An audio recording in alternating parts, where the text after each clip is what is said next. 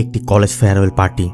ভালোবাসার মানুষের সাথে দেখা করতে গিয়ে এক মেয়ে ভয়ানক এক অভিজ্ঞতার শিকার হয়েছিল। সেদিন রাতে সে শুধুমাত্র তার মানসিকতায় নয়, হারিয়েছে নিজের অস্তিত্বের বড় একটা অংশ।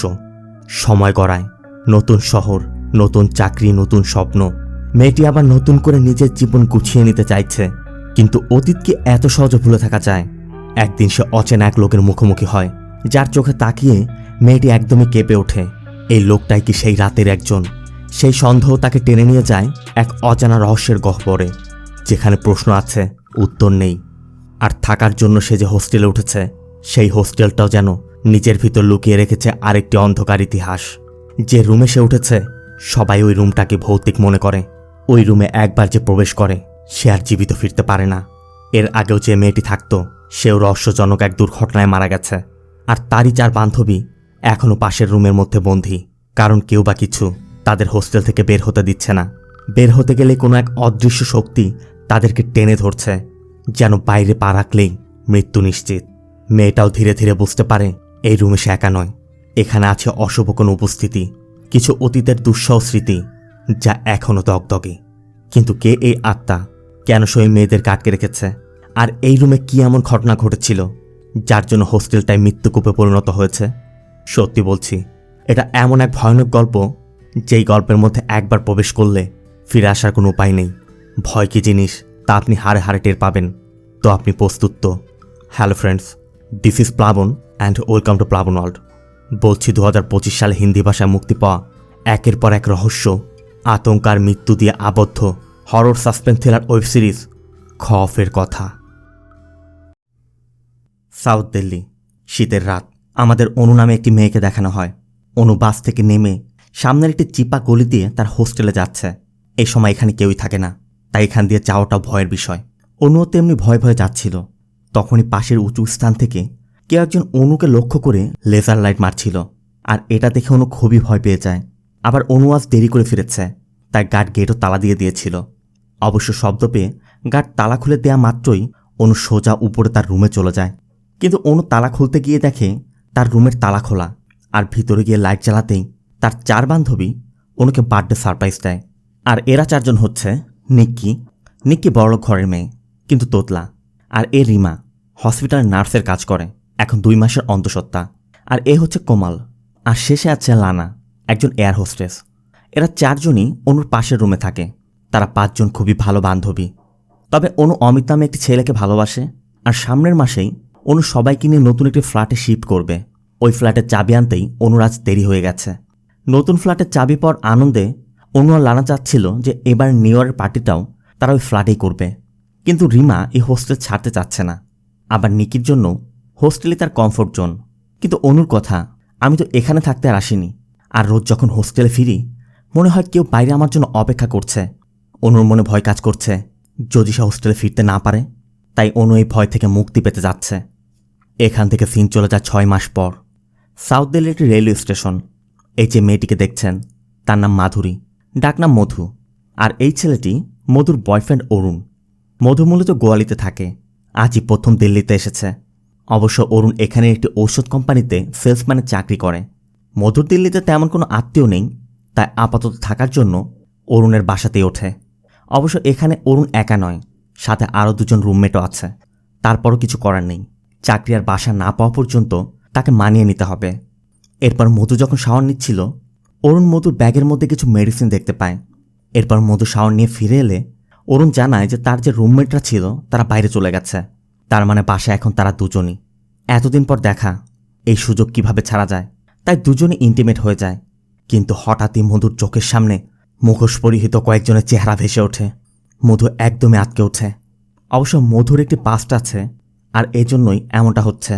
অরুণ বিষয়টা ভালো করে জানে, তাই অরুণ মধুকে বোঝানোর চেষ্টা করছে, এসব ভুলতে তোমার সময় লাগবে, কিন্তু ধীরে ধীরে সব ঠিক হয়ে যাবে। সিন চলে যায় পরবর্তী দিন। মধু অরুণকে নিয়ে একটি ইন্স্যুরেন্স কোম্পানিতে চাকরির ইন্টারভিউ দিতে এসেছে। অবশ্য এখানে তারা গ্রাজুয়েশনের সার্টিফিকেটও চাচ্ছে, কিন্তু মধু সেটা ভুলে রেখে এসেছে। অরুণের পাশে যে মেয়েটিকে দেখছেন, তার নাম বেলা। বেলাই মূলত মধুর এই চাকরির ব্যবস্থা করে দিচ্ছে। আর বেলা যেহেতু এই কোম্পানিতে জব করে, তাই বেলার কথা, এখানে সার্টিফিকেটও নেই শোনা, সব আমি দেখব। আর ধরে নাও চাকরি হয়ে গেছে, ইন্টারভিউ তো ফর্মালিটি মাত্র। এখন সমস্যা হচ্ছে থাকার জায়গা নিয়ে। মধুর বাজেট মতো বেলা কোনো বাসা পাচ্ছে না, আবার অরুণদের সাথে থাকাটাও কেমন যেন। তাই বেলা তার ফিয়ান্সে নাকুলের কথা বলে যে ও একটি হোস্টেলের কথা বলেছে, তুই গিয়ে দেখতে পারিস। এর মধ্যে নাকুল এসে পড়ায়। বেলা ফোনে লোকেশনটা দিয়ে নাকুলের সাথে চলে যায়। কিন্তু নাকুলকে দূর থেকে দেখার পর মধুর কিছু একটা মনে হচ্ছিল, কিন্তু মধু এক্স্যাক্টলি বুঝতে পারছে না। এরপর বেলার কথা মতো মধু অরুণকে নিয়ে সেই হোস্টেল দেখতে যায়। ইনি হচ্ছেন হোস্টেলের ওয়ার্ডেন গ্রেসি ডুংডুং। গ্রেসি প্রথমেই জানিয়ে দেয় এটা গভর্নমেন্ট ফ্যাসিলিটি, এখানে রুম নিতে হলে জব পেপার, সার্টিফিকেট আর একজন লোকাল গার্ডিয়ান লাগবে। শর্তগুলো শোনার পর মধু রুম দেখতে চাইলে গ্রেসি মধুকে উপরে নিয়ে যায়। এই ফ্লোরে একটি স্টোররুম সহ মোট 6টি রুম, তবে শুধু 333 নম্বর রুমটি খালি আছে। তাই গ্রেসি মধুকে 333 নম্বর রুমটি দেখায়। এই রুমের মধ্যে একটি পুরাতন ট্রাঙ্ক পড়ে আছে। গ্রেসি বলে আগে যে মেয়ে থাকতো এটা তার, তোমার না লাগলে বের করে দিব। আবার আয়না পত্রিকা দিয়ে ঢাকা। গ্রেসি আয়নার কথাও বলে হয়তো ভাঙা, এই জন্য ঢেকে রেখেছে। অন্যদিকে অরুণ গার্ডের কাছে জানতে চাচ্ছে এমন নির্জন জায়গা, বাস স্টপ, রিক্সা স্ট্যান্ড কিছুই নেই, সবাই যাতায়াত করে কিভাবে। গার্ড বলে পিছের দিকে একটি গেট আছে, চিপা রাস্তার সোজা মেইন রোডে চলে যায়, সবাই এখান দিয়ে যাতায়াত করে। এখান থেকে মধুকে নিয়ে অরুণ একটি হসপিটালে যায়। আর এখানে অরুণ মধুর ব্যাগে সেই মেডিসিনের কথাও বলে। মূলত মধু যে মেডিসিনটি নেয় সেটা একটা সাইকোট্রপিক ড্রাগ। অবশ্য মধুর কথা আমার ঘুম আসে না, এজন্যই আমি নিই। এরপর মধু অরুণকে বলছিল যে আমার ওই রুমটা পছন্দ হয়েছে, কিন্তু জায়গাটা ব্যাকওয়ার্ড, আবার ওয়ার্ডেনের ব্যবহারও কেমন যেন। তাই অরুণ প্রথমে রাজি হচ্ছিল না। কিন্তু মধুর কথা সস্তার মধ্যে ভালো একটা রুম। অরুণ বলে ওয়ার্ডেন যে ডকুমেন্টস চেয়েছে কোথায় পাবে। মধু তখন অনুরোধ করে বলে তোমার তো কত ডক্টরের সাথে পরিচয় আছে, কেউ তো নিশ্চয়ই হেল্প করবে। এই জন্য অরুণ মধুকে নিয়ে সাইকিয়াট্রিক ডক্টর সোহিনী বার্মার কাছে যায়। আর অরুণের অনুরোধে সোহিনী মধুর লোকাল গার্ডিয়ান পেপারে সাইন করে দেয়। সোহিনী কিছুদিনের জন্য তার ক্লিনিক বাড়িতে শিফট করে নিয়েছে, এজন্য তার এখন একজন অ্যাসিস্ট্যান্টের দরকার পড়বে। এজন্য সোহিনী মধুকে অফার করে যে তুমি যদি সময় পাও তুমি আসতে পারো। সিন চলে যায় হোস্টেলে। অনেক রাত, গেটও বন্ধ করে দেওয়া হয়েছে। তখনই 3টি মেয়ে লুকিয়ে 333 নম্বর রুমের মধ্যে ঢুকে পড়ে। তারা মোমবাতি জ্বালিয়ে অনুর আত্মাকে ডাকার চেষ্টা করছে। যেহেতু এটা অনুর রুম ছিল তাই তাদের ধারণা অনুর আত্মা এখানে আছে, কিন্তু কোনো সাড়া নেই। হঠাৎ কেউ একজন দরজা পেটাতে শুরু করে। তারা দরজা খুলতেই দেখে লানা দাঁড়িয়ে আছে। লানা বলছিল তোমরা এখানে কি করছো, চলে যাও। কিন্তু তারা বলে দেয় এটা তোমার রুম না, তুমি নিজের কাজে যাও। বলেই তারা দরজাটা বন্ধ করে দেয়। আর তখনই রুমের মধ্যে কিছু একটার উপস্থিতি লক্ষ্য করা যায়। হঠাৎ সেখানের মোমবাতিগুলো নিভে যায়, দরজাও খোলা যাচ্ছে না। মেয়েগুলো ভয়ে চিৎকার করে সাহায্য চাইছে। লানা, কোমাল, রিমু আর নিক্কি যার যার রুমের দরজার সামনে দাঁড়িয়ে সবই শুনছে। আবার মেয়েদের চিৎকার শব্দ পেয়ে ওয়ার্ডেন গ্রেসিও বিরক্ত, কারণ ওই রুমের অনু মারা যাওয়ার পর থেকে ওই মেয়েগুলো মাঝে মধ্যে এই রুমের মধ্যে যায়। তার চোখে এগুলো তামাশা ছাড়া আর কিছুই না। আবার লানাদের 4 জনের জন্য কোনো মেয়ে এসেই ওই রুমে টিকতে পারে না। গ্রেসির সাথে যাকে দেখছেন গ্রেসির বান্ধবী কনস্টেবল ইলু মিশ্রা। ইলুর স্বামী মারা গেছে। একমাত্র ছেলে জিবা একটি ক্রাইম করে জেলে গিয়েছিল। ইলু অনেক কষ্টে তাকে প্যারোলে বেরও করেছিল, কিন্তু 6 মাস যাবৎ নিখোঁজ। কোথায় চলে গেছে কেউই জানে না। তবে সম্প্রতি বাব্বার নামে জিবার এক বন্ধুকে পুলিশ অ্যারেস্ট করেছে। জিবা মূলত বাব্বানের সাথে কাজ করত, তাই ইলু ধারণা করছে বাব্বানের কাছে হয়তো জিবার কোনো খোঁজ পাওয়া যেতে পারে। গ্রেসিও বোঝাচ্ছে চিন্তা করিস না, তোর ছেলে চলে আসবে। সিন চলে যায় পরবর্তী দিন। রিমুর এখন 8 মাস, তাই গ্রেসি কোনো রিস্ক নিতে চাচ্ছে না। গ্রেসি রিমুকে বাড়িতে পাঠিয়ে দিতে চাচ্ছে, কিন্তু রিমু এখান থেকে কোথাও যেতে চাচ্ছে না। গ্রেসি সবাইকে ডাকে এবং তাদেরকে সতর্ক করে বলে দেয় ওই রুমে নতুন একটি মেয়ে আসছে, তোমরা যদি কোনো কিছু করার চেষ্টা করো সবাইকে কিন্তু বের করে দিব। কিন্তু লানারা বারবার বলছে ওই রুমটি খুলবেন না, ওই রুমে কিছু একটা আছে। কিন্তু গ্রেসি এসবে বিশ্বাস করে না। তবে গ্রেসি চলে যেতে লানা বলে ওঠে আবার শুরু হতে চলেছে। এরপরই অরুণ মধুকে এই হোস্টেলে ড্রপ করে দিয়ে যায়। মধু তার ব্যাগ নিয়ে সোজা 333 নম্বর রুমে চলে আসে। অন্যদিকে ইলু একটি প্রিজন ভ্যানের মধ্যে বাব্বানের সাথে দেখা করে।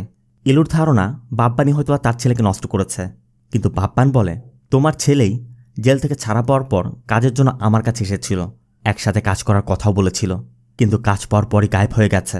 এমনকি গত কয়েক মাস যাবৎ কোনো যোগাযোগই নেই। ইলু জানতে চায় তোরা কোথায় কাজ করতি। বাব্বান পূর্ণ দিল্লির এক ওঝার কথা বলে যে আমরা দুজনই তার হয়ে কাজ করতাম। আর এই সেই ওঝা, তবে সে কোনো সাপের বিষ নামানো ওঝা নয়, আত্মা নিয়ে খেলা করা একজন কালো জাদুকর। একে সবাই হাকিম বলেও ডাকে। সামনে যাকে দেখছেন স্থানীয় এমএলএর ভাই ভাল্লা।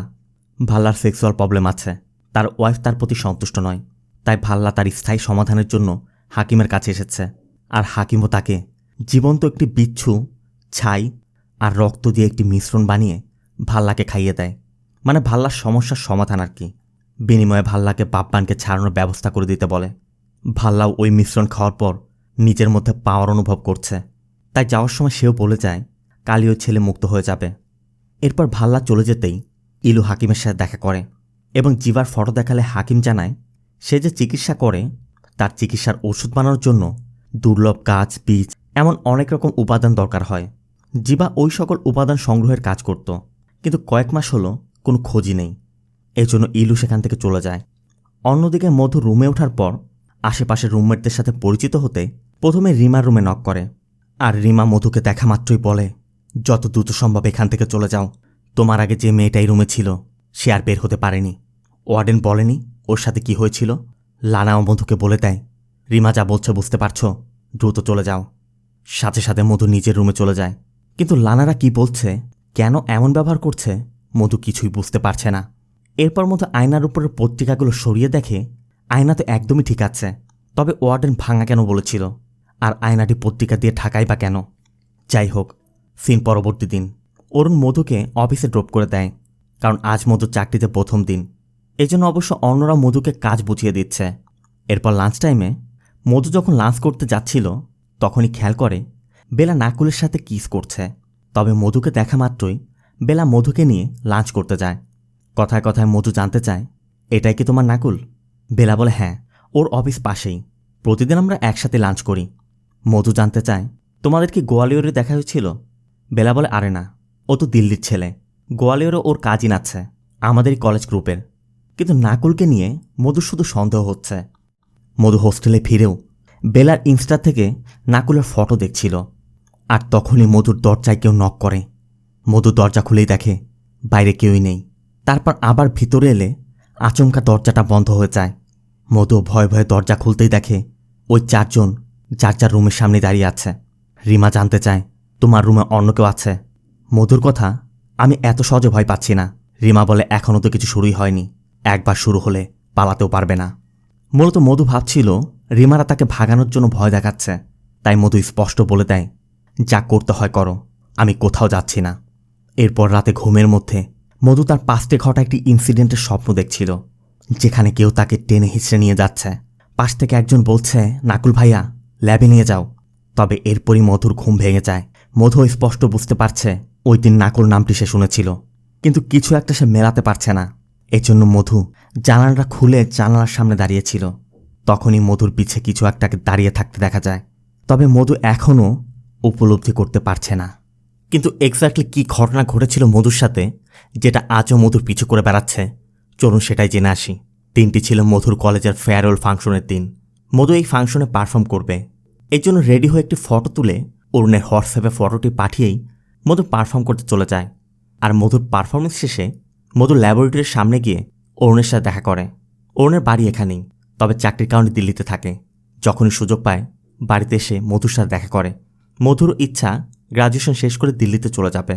এদিকে বাইরে বৃষ্টি পড়ছে, তাই মধু বাড়িতে যেতে পারছিল না। তবে তারা দুজন একটু আড়ালে গিয়ে একজন আরেকজনকে কিস করছিল। ঠিক তখনই মুখোশ পরিহিত তিনজন ব্যক্তি এসে অরুণের মাথায় আঘাত করে আর মধুকে টানতে টানতে ল্যাবরেটরির মধ্যে নিয়ে যায়। তখন মধু তাদের মধ্যে একজনকে হালকা দেখতে পেয়েছিল, আর নাকুল নামটিও সেদিনই শুনেছিল। এজন্য মধুর নাকুলকে সন্দেহ হচ্ছে। মধু ধারণা করছে নাকুলই হয়তোবা তার সর্বনাশ করেছে। তবে বেলা যেমনটা বলেছে, নাকুল গোয়ালিয়রে থাকে না, দিল্লির ছেলে। তাই মধু বিষয়টা যাচাই করার জন্য নাকুলের অফিসে যায়। ফ্রন্ট ডেস্কে কথা বলে জানা যায় নাকুল তখন অফিসে নেই। মধু তার নম্বরটি দিয়েও তাকে অনুরোধ করে, যদি সুযোগ পান আমাকে একটু টেস্ট করে দিয়েন। আর তখনই নাকুল এসে পড়ায়। মধু দ্রুত সেখান থেকে বেরিয়ে যায়। অবশ্য নাকুলও পিছু করছিল, কিন্তু নাকুল মধুকে দেখার আগেই মধু সেখান থেকে বেরিয়ে আসে। সিন চলে যায় হোস্টেলে। গ্রেসিকে দেখা যায় তার সহযোগীদের নিয়ে পার্কিংয়ে থাকা অনেক দিনের পুরাতন একটি গাড়ি বের করছে, যেটা অনেক দিন যাবৎ অকেজো পড়ে আছে। গ্রেসি ওই গাড়িটা সচল করার চেষ্টা করছে। তখন ইলু এসে পড়ে আর গাড়িতে উঠে গ্রেসিকে গাড়ি চালানোর ইনস্ট্রাকশন দিচ্ছিল, কিন্তু অনেকদিন পরে থাকায় গাড়ি থেকে কেমন যেন বিকট গন্ধ আসছিল। এরপর গাড়ি থেকে নেমে একটি বলছিল, ওই দিন যদি তুই আমাকে ওই মেয়েদের জিজ্ঞাসাবাদ করতে দিতি তাহলে আমি নিশ্চয়ই সবকিছু বের করে ফেলতাম। ওই রাতের কথা আমার ভালো মতো মনে আছে। ওদের মধ্যে কয়েকজন অন্য কোথাও শিফট করতে যাচ্ছিল। গ্রেসি বলে, তোর মনে আছে 3 প্যাক ড্রিঙ্কস করার পর তুই বাড়ির রাস্তায় ভুলে যাস আর তোর ঘটনা মনে আছে। কিন্তু ইলুর মন বলছে ওই রুমে কিছু একটা হয়েছিল। কিন্তু গ্রেসির কথা এসব ওই মেয়েদের ফালতু কথা। তারপরও ইলু গ্রেসিকে হাকিমের কথা বলে যে পুরাতন দিল্লিতে দাওখানা চালায়, তুই চাইলে একবার ওকে এনে দেখতে পারিস। আর তখনই হাকিমকে দেখানো হয় হাকিমের শরীরের বিভিন্ন জায়গায় চামড়ায় পচন ধরেছে। হাকিম রাস্তায় দাঁড়িয়ে থাকা এক প্রস্টিটিউটকে দেখছে। ঠিক তখনই ইলুর কথা মতো গ্রেসি হাকিমকে কল করে তার হোস্টেলে যেতে বলে। অন্যদিকে আমাদের মধুকে দেখানো হয় মধু তার ইন্স্যুরেন্স কোম্পানির অফিস শেষ করে ডক্টর সোহিনীর ক্লিনিকে যায়। আর মোহিনী মধুকে একটি পোস্টার লাগাতে দিলে মধু ওই পোস্টারটি লাগাতে গিয়ে দেখে সেক্সুয়াল অ্যাসল্ট ভিকটিমদেরকে নিয়ে একটু অর্শব করা হবে। আর এটা দেখেই মধুর নিজের পাস্টের কথা মনে পড়ে যায়। তবে এরপরই সোহিনী এক পেশেন্টের অ্যাপয়েন্টমেন্ট চেঞ্জ করতে বলায় মধু সেই পেশেন্টকে কল করে, কিন্তু সোহিনী বারবার অ্যাপয়েন্টমেন্ট চেঞ্জ করছে। এদিকে মধুর এফোর্ট দেখে সোহিনীর মেয়ে মধুকে কিছুক্ষণের জন্য তার কাছে রেখে দেয়। সোহিনীর মেয়ে রিমি মধুকে নিয়ে একটি হরর ফিল্ম দেখছিল। রিমির বাবা মারা যাওয়ার পর থেকে রিমি স্কুলে যাওয়া বন্ধ করে দিয়েছে। হরর ফিল্মটি দেখতে দেখতে মধু বলছিল, একসময় আমিও এইসব হরর ফিল্ম দেখতে সারা রাত ঘুমাতে পারতাম না, আর এখন তো মানুষের ভিড়ের মধ্যে আমার ভয় হয়। তবে রিমি বলে, আমার মা বলে ভয়ে আমাদেরকে কেয়ারফুল থাকতে সহযোগিতা করে, আমাদেরকে অ্যালার্ট করে। এটা শুনে মধু বলে, তোমার কথাটা আমি মনে রাখব। এরপর মধু সোহিনীর সাথেও তার হোস্টেলের রুমের বিষয়টি শেয়ার করে যে কিছুদিন আগে ওই রুমে যে মেয়েটি থাকতো তার মৃত্যু হয়েছে। ওর বান্ধবীরা মনে করে ওই রুমে কিছু একটা আছে, আর ওর বান্ধবীরাও কেমন যেন উদ্ভট আচরণ করে। ওরা কোনোভাবেই হোস্টেলের বাইরে বের হয় না, কাজের জন্যও না, হোস্টেলের গেট ক্রসই করে না। এমনকি ওদের মধ্যে একজন প্রেগনেন্টও আছে। সোহিনীর কথা এটা তাদের মনের ভয়, তাছাড়া কিছুই না। কিন্তু মধু বলছে, কিন্তু ওরা বারবারই বলছে আমার রুমে কিছু আছে। অবশ্য এটা মধুর মনের মধ্যে ভয় তৈরি করছে। অন্যদিকে গ্রেসি লানা এবং রিমাদেরকে ডেকে হাকিমের কথা বলে যে সে হয়তো বা তোমাদেরকে কোনোভাবে সাহায্য করতে পারে। এরপর হাকিম এলে গ্রেসি হাকিমকে উপরে নিয়ে যায়। আর হাকিম 333 নম্বর রুমের সামনে গিয়ে বুঝতে পারে সমস্যাটা এই রুমের মধ্যেই। তালা খোলার পর হাকিম ওই রুমের মধ্যে প্রবেশ করে এবং ঢোকেই হাকিম কিছুর উপস্থিতি বুঝতে পারে। পাশেই মধুর ফটো দেখে হাকিম জানতে চায় এই মেয়েটিকে একা থাকে এখানে, ও এখানে কিছুতে থাকতে পারবে না, এই রুম খালি করতে হবে। যতদূর আমি বুঝতে পারছি এখানে এক অতৃপ্ত আত্মার বসবাস, ও এখানে সবাইকে কষ্ট দিতে এসেছে। ও কিছুতে এখান থেকে যাবে না, তাই যত দ্রুত সম্ভব এই ঘর বন্ধ করে দিন। গ্রেসি জানতে চায়, তার মানে আপনি বলছেন যে মেয়েটা মারা গেছে ওই মেয়েটার আত্মা এদেরকে পেরেশান করতে এসেছে? হাকিম বলে ওর মৃত্যু এখানেই হয়েছে, ও এখানেই আছে। অবশ্য গ্রেসি বলে অনু নামে যে মেয়ে এই ঘরের মধ্যে থাকতো ওই মেয়েটি রোড অ্যাক্সিডেন্টে মারা গিয়েছিল, এখানে না। এই জন্য গ্রেসি আর হাকিমের উপর বিশ্বাস করতে পারছে না। গ্রেসি হাকিমকে বের করে দেয়। তবে যাওয়ার সময় হাকিম নিক্কিদের দেখে জানতে চায়, তোমরা বের হতে পারো না, কোনো অদৃশ্য শক্তি তোমাদের বাধা দিচ্ছে, তোমাদের কষ্ট দিচ্ছে। গ্রেসি বারবার বলছে আপনি এখান থেকে চলে যান। এর জন্য হাকিম গ্রেসিকে বলে, যত চিল্লা আমার উপর করুন, কিন্তু আপনি যেটা গোপন করছেন এদের সবাইকে তার মূল্য দিতে হবে। আপনারা শুধু এই দুনিয়াটা দেখতে পান, কিন্তু ওই দুনিয়া আমি অনুভব করতে পারি। খুব ভয়ানক কিছু হয়েছে এখানে, যেমন নৃশংসভাবে ওর মৃত্যু হয়েছে তার থেকে ভয়ানক মৃত্যু এদের জন্য অপেক্ষা করছে। বিশেষ করে ওই মেয়েটার কপালে, যে মেয়েটা এই রুমে একা থাকে। মানে সে মধুর কথা বলছে, তার মানে খুব গভীর একটা রহস্য লুকিয়ে আছে এই রুমের মধ্যে।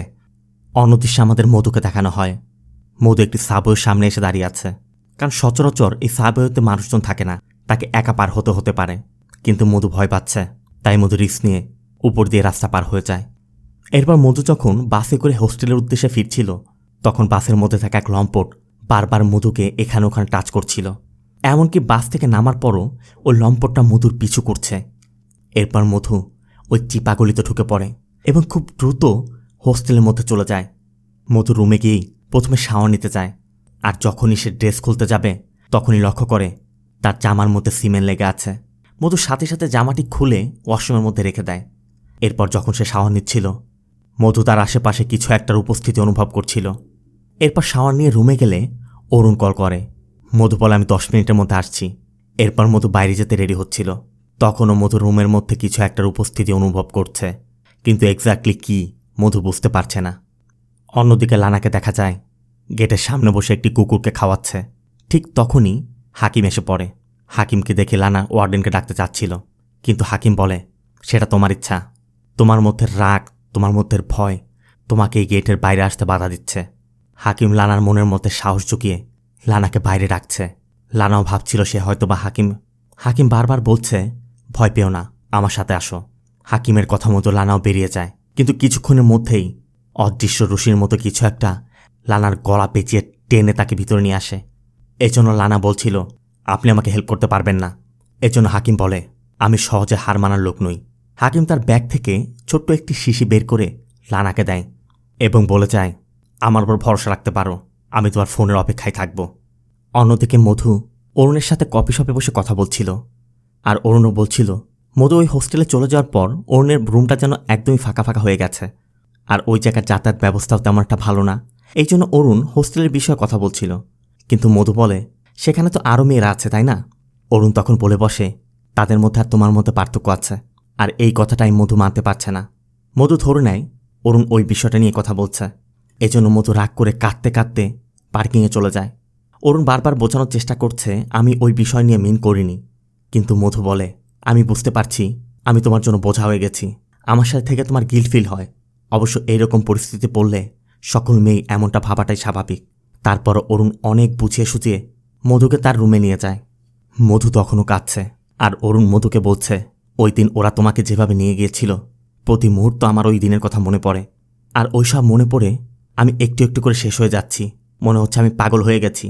মধু তখন কাঁদতে কাঁদতে বলছিল, দেখো অরুণ, আমার মনে হয় না আমরা একসাথে থাকতে পারবো। কিন্তু অরুণ বলছিল, এমনটা বলো না। মধুর কথা, তুমি যদি আমার সাথে থাকতে না চাও তুমি চলে যেতে পারো, আমাকে ছেড়ে দাও। অরুণ বলে, এমনটা বলো না, আমি প্রমিস করছি জীবনের শেষ সময় পর্যন্ত আমি তোমার সাথেই থাকব। তোমার প্রতি আমার আগে যে ফিলিংস ছিল এখনও তেমনই আছে, ভবিষ্যতও তেমনই থাকবে। অন্যদিকে গ্রেসিকে দেখা যায় ইলুর বাড়িতে গিয়েছে। ইলু রান্না করছিল আর গ্রেসি ইলুর সাথে কথা বলছিল। মূলত ইলু ধারণা করছে জিবা যেহেতু বাপ্পানের সাথে ওই দাওখানাতে কাজ করত, হয়তোবা সেখানে খারাপ কোনো কাজ করত, যে জন্য কাজের কথা কখনোই শেয়ার করেনি। এদিকে রান্নাঘরের টাইলস পেয়ে অনেক পিঁপড়া উঠছিল। গ্রেসি ওই পিঁপড়াকে উদ্দেশ্য করে স্প্রে করতে গিয়ে দেখে পিঁপড়াগুলো রান্নাঘরের নিচের দিকে একটি টাইলসের ভিতরে যাচ্ছে, আর সেখানে একটি টাইলস অনেক ঢিলা। গ্রেসি ওই টাইলসটি সরাতেই সেখানে সুরঙ্গের মতো একটি কিছু দেখতে পায়। সেখানে একটি বক্স পাওয়া যায়, বক্সের মধ্যে বেশ কিছু টাকা এবং একজোড়া নূপুর পাওয়া যায়। আর ভিতরে লাইট মারতেই দেখা যায় একটি কাচের জারের মধ্যে একটি বিচ্ছু রাখা। আর এটা দেখে স্পষ্টই বোঝা যাচ্ছে জিবাই এই কাজটি করেছে, কারণ হাকিম কিন্তু বলেছে হাকিম যে ঔষধ তৈরি করে সেই ঔষধ তৈরির উপাদানগুলো জিবারায় সংগ্রহ করে দিত, আর এটি তারই নমুনা। অন্যদিকে আমরা দেখতে পাই ওই প্রস্টিটিউটের মেয়ে গুড্ডি হাকিমের বাড়ির সামনে খেলা করছে।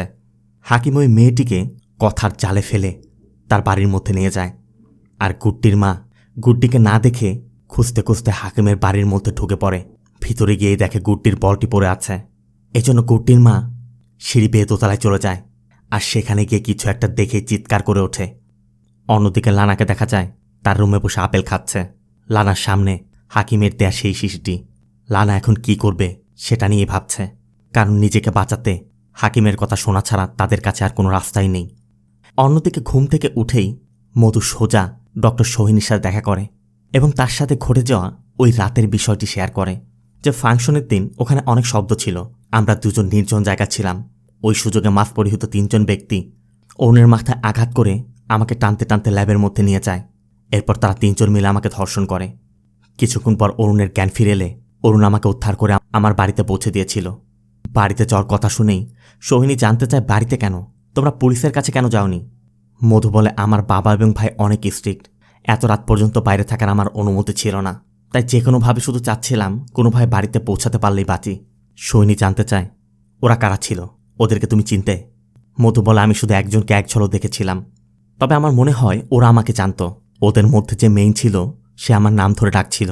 মধু আরও জানায়, ওই ঘটনার কয়েক বছর আগে আমি যখন টিউশনে যেতাম তখন সেখানে আমার জন্য কেউ গিফট এবং চকলেট রেখে যেত। এরপর একদিন আমাকে দেখা করতেও বলেছিল, কিন্তু আমি নিষেধ করে দেই। আর এরপর ওই ছেলেটি রাগ করে তার নিজের হাতের রক্ত দিয়ে একটি চিঠি লিখেছিল। সে লিখেছিল আমি নাকি তাকে ইউজ করেছি। এজন্য মধুর মনে হচ্ছে ওই ছেলেটি হয়তোবা মধুর সাথে এই কাজটি করেছে। আর কথার মধ্যেই নাকুলের অফিসার ফোন ডেস্কের সেই অফিসার মধুর ফোনে একটি মেসেজ পাঠায়, যেখানে সে লিখেছে নাকুলের গোয়ালের কোনো অ্যাড্রেস তারা পায়নি। এদিকে সবকিছু শোনার পর সোহিনী বলছে, তুমি পুলিশ কমপ্লেন করো, আমরা সবাই তোমাকে সাহায্য করব। তবে মধুর এখনও মনে হচ্ছে ওই রাতে নাকুলি ছিল। এজন্য নাকুলের বিষয়টি ক্লিয়ার হতে, নাকুলের সম্পর্কে আলো ভালো করে জানতে মধু নাকুলের বাড়িতে যায়। এরপর আমাদের পাস্টের একটি দৃশ্য দেখানো হয়। জিবা একদিন দীপা নামে একটি মেয়েকে নিয়ে হাকিমের কাছে এসেছিল। পাশে ছিল বাব্বানের দোকান। দীপা বাব্বানের দোকান থেকে একজোড়া নুপুর কিনেছিল। জিবা দীপাকে নিয়ে বাড়ির মধ্যে প্রবেশ করে। মূলত দীপার দাদা অসুস্থ, তাই দীপার দাদা চিকিৎসার কথা বলে জিবা দীপাকে আর তার দাদাকে এখানে নিয়ে এসেছে। জিবা দীপাকে হাকিমের দাওয়াখানার মধ্যে রেখে তার দাদাকে নিয়ে অন্যদিকে চলে যায়। আর এরপরে দীপা কিছু একটা অনুভব করে। দীপা একটি শব্দ পেয়ে ওই দাওয়াখানার মধ্যে গোপন একটি দরজা দেখতে পায়। এরপর সেই দরজা দিয়ে নিচের আন্ডারগ্রাউন্ডে নামা মাত্রই চিৎকার করে বেরিয়ে আসে, কিন্তু বাইরে সাহায্য করার মতো কেউই নেই। দীপা বাড়ি থেকে বের হওয়ার চেষ্টা করছিল, কিন্তু মূল দরজাও বন্ধ। এজন্য দীপা চিরতরে ফেসে যায়। অন্যদিকে মধু নাকুলের বাড়িতে নাকুলের সাথে কথা বলছে। মধু যে নাকুলের অফিসে তার খোঁজে গিয়েছিল, নাকুল সেটা জানতে পেরেছে। আর এটাও জানতে পেরেছে মধু নাকুলের গোয়ালিয়রের অ্যাড্রেস খুঁজতে গিয়েছিল। কিন্তু নাকুলের কথা, আমি তো কখনই গোয়ালিয়র যাইনি, আর তোমার কেন মনে হয় যে আমি ওখানের? তখনই মধুর সেই ঘটনার কথা মনে পড়ে, যেখানে সে স্পষ্ট নাকুলকে দেখেছিল। এজন্য মধু বলে, কারণ তুমি গোয়ালিয়র থেকে আমাকে জানো, আর তুমি আমার সম্পর্ক অনেক ভালো করেই জানো। ওই রাত ওই ছেলেদের সাথে তুমিই ছিলে। কিন্তু নাকুল তো কিছুই বুঝতে পারছে না মধু এসব কি বলছে। নাকুল বারবারই বলছে, তুমি শুধুমাত্র বেলার বন্ধু, এতটুকুই আমি জানি, এর বাইরে তোমাকে আমি চিনি না। এরপর নাকুল যখন কফি বানাচ্ছিল, মধু নাকুলকে বলে, আমি যখন টিউশনে যেতাম তখন তুমি আমার পিছু করতে। অবশ্য নাকুল বারবারই মধুকে বোঝানোর চেষ্টা করছে যে আমি তোমাকে চিনতাম না। অবশ্য নাকুল এটাও বলে, তুমি আমার নামটা কখন শুনেছ? নাকুল বলে, বেলা আমাকে বলেছে ওই রাতে কারা ছিল তার বিন্দুমাত্র আইডিয়া তোমার নেই। এরপর মধু চলে যায়। মধু হোস্টেলে গিয়ে নিচের ফ্লোরের আরও কয়েকটি মেয়ের সাথে দেখা করে, যে মেয়েগুলোকে আমরা ওই রুমের মধ্যে দেখেছিলাম। এদের মধ্যে এই মেয়েটির নাম হচ্ছে পূর্তি। মধু পূর্তির সাথে তার রুমের বিষয়টি শেয়ার করে এবং পূর্তি বলে, ওয়ার্ডেনের কাছে কমপ্লেন করে কোনো লাভই নেই, কারণ ওয়ার্ডেন ওই রুমে কাউকে যেতে দেয় না। আর অনুর কথা জানতে চাইলে পূর্তি বলে, অনু তো ওই চারজনের খুব ক্লোজ ফ্রেন্ড ছিল, আর অনুর মৃত্যুর পর থেকে ওরা কারোর সাথে তেমন বেশি কথাও বলে না। সাথে রিমার কথাও বলে যে ও এখন প্রেগনেন্ট, আর ওর তো 6 বছরের একটি মেয়েও আছে। পাগল না হলে কেউ এখানে পড়ে থাকে। সিন চলে যায় হাকিমের দাওয়াখানায়। রান্নাঘরের নিচে ওই জিনিসগুলো পাওয়ার পর ইলু হাকিমের সাথে দেখা করতে এসেছে। হাকিম তখন একটি মেয়ের ট্রিটমেন্ট দিচ্ছিল, পাশে বাব্বানো দাঁড়ানো। হাকিমের ঔষধে ওই মেয়েটির কোনো কাজই আসছে না। এজন্য হাকিম আবারও মেয়েটিকে ওষুধ খাইয়ে বলে দেয়, তোমার হাতে খুব বেশি সময় নেই, সৃষ্টিকর্তার কাছে ক্ষমা চাও। এরপর তারা চলে গেলেই ইলু হাকিমকে একটি বিচ্ছু দেখায় এবং বলে, আমি শুনেছি এই বিচ্ছুর তেলের 1 গ্রামের দাম 5 লাখ টাকা। তার মানে তুমি আমার ছেলেকে দিয়ে এইসব কাজ করাতে। এখন ওকে কোথায় পাঠিয়েছ সেটা বলো। ইলুর ধারণা হাকিম এখানে চিকিৎসার নামে অন্য কিছু করছে, কিন্তু হাকিম স্পষ্ট বলে দেয়, ও তো আপনারই ছেলে ছিল, আমার থেকে আপনি ভালো জানার কথা। আর আমি আমার পেশেন্টের জন্য কি করি সেটা আমার পেশেন্টরাই আপনাকে বলবে। এজন্য এখান থেকে বের হয়েই ইলু ওই মেয়েটির সাথে কথা বলে এবং ওই মেয়ে এবং তার স্বামীর সাথে কথা বলে জানতে পারে তারা প্রথমে হসপিটালে গিয়েছিল, কিন্তু সেখানে চিকিৎসা না পেয়ে 2 মাস যাবত এই হাকিমের কাছে আসছে। ইলু ওই মেয়েটির হাতে একটি চিহ্ন দেখতে পায় এবং চিহ্নের ব্যাপার জানতে চাইলে মেয়েটির স্বামী বলে, হাকিম সাহেব মাঝে মাঝে এখান থেকে রক্ত বের করে। তাদের বিশ্বাস এটা হাকিম চিকিৎসার জন্যই করছে, কিন্তু ইলুর একটু সন্দেহ হয়। তাই ইলু ওই চিহ্নটার একটি ফটো তুলে নেয় এবং এখান থেকে সোজা থানায় গিয়ে সিআইয়ের সাথে দেখা করে। এদিকে আবার জিবা প্যারোলে এসে মিসিং। এজন্য সংশ্লিষ্ট পুলিশ স্টেশন থেকে বারবার নক করা হচ্ছে, কারণ জিবা সঠিক সময় তাদের ওখানে হাজিরা না দিলে জিবাকে সমস্যায় পড়তে হবে। অবশ্য ইলু জিবাকে বাঁচানোর জন্য সিআইকে মিথ্যা বলে, যোগ আমি গ্রামে পাঠিয়েছিলাম, সেখানে ম্যালেরিয়া হয়েছিল। এরপর থেকে আর যোগাযোগ হয়নি। ইলু সিআইকে একটি সিরিয়াল কিলিং কেসের বিষয় মনে করিয়ে দেয়, যে কেসে মেয়েরাই ভিকটিম ছিল আর তাদের হাত কেটে রক্ত শুষে নেওয়া হতো। সিআই জানতে চায় কেন এমন কোনো বডি পাওয়া গেছে। ইলু বলে, আসলে স্যার, আমার এক বান্ধবী বলল ওর গ্রামে এমনভাবেই কেউ ব্ল্যাক ম্যাজিক করছে, তাই ইলু এই কেসটিকে আবার রিওপেন করতে চাচ্ছে। এরপর পুলিশ রেকর্ড রুমে চেক করে দেখা যায় এই এরিয়াতে এমন একটি কেসই আছে, আর এটা দীপার কেস। ইলু লক্ষ্য করে এই কেস ফাইলের ফটোগ্রাফের মধ্যে দীপার হাতে একই রকম চিহ্ন রয়েছে, আর দীপার পায়ে যে নুপুর রয়েছে সেই একই রকম নুপুর ইলু তার রান্নাঘরের মধ্যেও পেয়েছে। এরপর আমাদের হাকিমকে দেখানো হয়। হাকিম তার ঘরের নিচে সেই গোপন চেম্বারে যায়, যেখানে সে ওই প্রস্টিটিউট মেয়েটাকে শুয়ে রেখেছে। মেয়েটি এখনও অচেতন। হাকিমের বয়স হচ্ছে, শারীরিক দক্ষতাও কমে যাচ্ছে, শরীরের চামড়া পচে যাচ্ছে, মৃত্যু খুব ঘনিয়ে আসছে। তাই হাকিম এই সকল মেয়েদেরকে দিয়ে ব্ল্যাক ম্যাজিক করে নিজের শরীরের শক্তি সঞ্চার করতে চায়। এই জন্য একের পর এক মেয়ে এনে সে ব্ল্যাক ম্যাজিক করে যাচ্ছে, কিন্তু কোনোভাবে সফল হচ্ছে না। এই মেয়েটির বেলাও তাই হয়। আর বাপ্পান এসে এই মেয়েটিকে মৃত দেখে বাপ্পানও রেগে বলছিল, আমি আর এই লাশ ডিসপোজ করতে পারবো না। মূলত বাপ্পান আর জিবা এই লাশ ডিসপোজ করার কাজই করত, তাই বাপ্পান এখন আর এগুলো করতে চাচ্ছে না। কিন্তু হাকিমের বেঁচে থাকতে হলে এর থেকেও শক্তিশালী আত্মার প্রয়োজন। কিন্তু বাপ্পান কোনো কাজ করবে না বলে চলে যাচ্ছিল। তখনই ফোন বাজতে শুনে বাপ্পান বলে, কোন এক মেয়ে ফোন করছে, তুমি নাকি কার রুমে গিয়েছিলে? এটা শুনে হাকিম শুধু বাপ্পানকে বলে, একটি মেয়ে আছে, খুব তাড়াতাড়ি সে খুবই অসুস্থ হতে চলেছে, আমার ওই মেয়েকে প্রয়োজন। সিন চলে যায় হোস্টেলে। মধু পূর্তিকে নিয়ে তার রুম গোছাচ্ছে। তখনই পূর্তিদের সাথে আরেকটি মেয়ে ব্লেন্ডার নিয়ে মধুর রুমে কিছু একটা ব্লেন্ড করতে আসে। আর তারা যখন গল্প করছিল, মধু লক্ষ্য করে উপর থেকে ফোটায় ফোটায় পানি পড়ছে। আর সেই পানি চুয়ে চুয়ে ইলেকট্রিক বোর্ডের মধ্যে যাওয়া মাত্রই সেখানে ইলেকট্রিক ফায়ার হয়, আর ব্লেন্ডারে হাত রাখা ওই মেয়েটির হাত ছিন্ন ভিন্ন হয়ে যায়। এরপর মধু এই সব কিছু সোহিনীর সাথে শেয়ার করে। কিন্তু সোহিনী ভাবছিল, মধু যখন তার ধর্ষণের কথা চিন্তা করে তখন তার মনের মধ্যে এই ভয়গুলো কাজ করে। এই সব কিছু তার মাথার মধ্যে আসে, হয়তোবা এগুলো বাস্তব হচ্ছে না, এগুলো হয়তোবা সেই ভয় থেকে কাজ করছে। অবশ্য মধু বলে, মধু যখন হোস্টেলে একা থাকে তখন এই ভয়টা তার মধ্যে অনুভব হয়। এরপর মধু সোহিনীর ফাইলগুলো অর্গানাইজ করছিল। তখনই লক্ষ্য করে রিমি মধুর জন্য একটি গিফট রেখে দিয়েছে, আর এটি একটা আর্ট। রিমি মধুকে আর্ট করেছে, আর মধু এটা দেখার পর ঠিক রিমি যেমনটা আর্ট করেছে নিজেকে সেইভাবে ট্রান্সফর্ম করতে একটি সেলুনে চলে যায়। আর অরুণের বাসায় গিয়ে অরুণকেও সারপ্রাইজ দেয়। কিন্তু এরপরই যখন তারা ইন্টিমেট হতে চেষ্টা করে, অরুণ যতই চেষ্টা করছিল, আগেরবার তো মধু পারছিল না, কিন্তু এবার অরুণও ইন্টিমেট হতে পারছে না। কিছু একটা অরুণকে বারবার বাধা দিচ্ছে। তবে জিমে গিয়ে অতিরিক্ত কসরত করার জন্য এমনটা হচ্ছে এটা বলে অরুণ এড়িয়ে যাওয়ার চেষ্টা করছে। এই জন্য মধু বলে, তোমার তো হাল খাওয়ার দরকার নেই, তোমাকে এইভাবে অনেক ভালো দেখায়। অন্যদিকে ইলু দীপার খুনের রহস্য বের করতে দীপার বাবা মায়ের সাথে দেখা করে এবং তাদের সাথে কথা বলে জানতে পারে দীপার দাদা যখন অসুস্থ ছিল তখন দীপার দাদা চিকিৎসার জন্য ওই হাকিমের স্বর্ণবর্ণ হয়েছিল। ওই সময় সে অনেকটা সুস্থ হয়ে গিয়েছিল। হাকিমের হয়ে একটি ছেলে তাদের বাড়িতে গিয়ে ওষুধ দিয়ে আসত। দীপার দাদা হাকিমের ভক্ত হয়ে গিয়েছিল, এজন্য দীপার দাদাই হাকিমের কাছে দীপাকে বিক্রি করে দিয়েছে। আর হাকিমই দীপার বলি দিয়ে তার ব্ল্যাক ম্যাজিক করেছে। ইলু জিবার একটি ফটো দেখে তাদের কাছে জানতে চায় যে ছেলেটা ওষুধ দিয়ে আসতো এটাই কি সেই ছেলে। তারা ছবিটি দেখা মাত্রই বলে দেয় এই ছেলেই যেত। তার মানে জিবা হাকিমের কাছে মেয়েগুলোকে পৌঁছে দেওয়ার কাজও করত। অন্যদিকে লানারা অনেক চিন্তা ভাবনা করে হাকিমকে গোপনে আবার হোস্টেলে ডেকেছে। তারা ওয়ার্ডেনের অগোচরে হাকিমকে ওই রুমের মধ্যে নিয়ে যায় এবং তারা হাকিমকে অনুরোধ করে যে কোনো মূল্যে আমাদের বের হওয়ার উপায় বের করুন, আমরা এখান থেকে বের হতে চাই। হাকিম তাদের আশ্বাস দেয়, আমি তোমাদেরকে বের করার ব্যবস্থা করব, তবে বিনিময়ে এই রুমে যে মেয়েটি থাকে সেই মেয়েটিকে আমার কাছে পাঠাতে হবে। লানা জানতে চায় কেন। হাকিম বলে সেটা আমার উপরে ছেড়ে দাও। আর ঠিক তখনই রুমের মধ্যে কিছু একটা পড়ে যায়। ফ্যানটাও একদিকে বেঁকে যায়, মনে হচ্ছিল কেউ যেন ফ্যানটা ধরে টেনে একপাশে নিয়ে গেছে। আবার পাশে থাকা ওই ট্রাঙ্কের মধ্য থেকেও শব্দ হচ্ছে। হঠাৎ করে দরজাটাও বন্ধ হয়ে যায়। ট্রাঙ্কের মধ্যে তখনও শব্দ হচ্ছে, মনে হচ্ছে কেউ যেন এর ভিতর থেকে বের হতে ছটফট করছে। হাকিম আয়নার দিকে তাকাতেই আয়নাটা ভেঙে যায়। আর এরপরই অদৃশ্য কিছু একটা হাকিমের গলা ধরে হাকিমকে শূন্যে তুলে ফেলে। ঠিক তখনই ওয়ার্ডেন এসে পড়ায় হাকিমকে বের করে দেয়। তবে হাকিম যখন নিচে নামছিল, লানা হাকিমকে অনুরোধ করে বলে রিমার বাচ্চা হবে, ও যদি ভিতরে থাকে ও মারা যাবে। হাকিম বলে তার জন্য ওই মেয়েকে ব্যবহার করতে হবে, সামনের রাস্তাটা এতটা সহজ নয়, তুমি চাইলে এখনও ফিরে যেতে পারো, কিন্তু লানাদের যে কোনো মূল্যে এখান থেকে মুক্তি পেতে হবে। তাই লানা জানতে চায় আমাদের কি করতে হবে। হাকিম বলে যখন আয়নাতেও নিজের চেহারার জায়গায় অন্য কিছুর উপস্থিতি দেখতে পাবে, যখন ভয় জ্বরের মতো ও শিরায় উপশিরায় পৌঁছে যাবে, তখন ওকে আমার কাছে পৌঁছে দিতে হবে। সিন চলে যায় রাতে। মধু হোস্টেলে ফিরতেই গ্রেসি মধুকে আজকের বিষয়টি খুলে বলে যে ওরা একজন ওঝাকে এনেছিল। আসলে ওদের বান্ধবী মারা যাওয়ার পর থেকেই ওরা এসব উল্টাপাল্টা কাজ করছে। তবে গ্রেসি বলে আমি তালা পরিবর্তন করে দিয়েছি আর ওদেরকে সাবধান করে দিয়েছি ওরা এমনটা আর করবে না।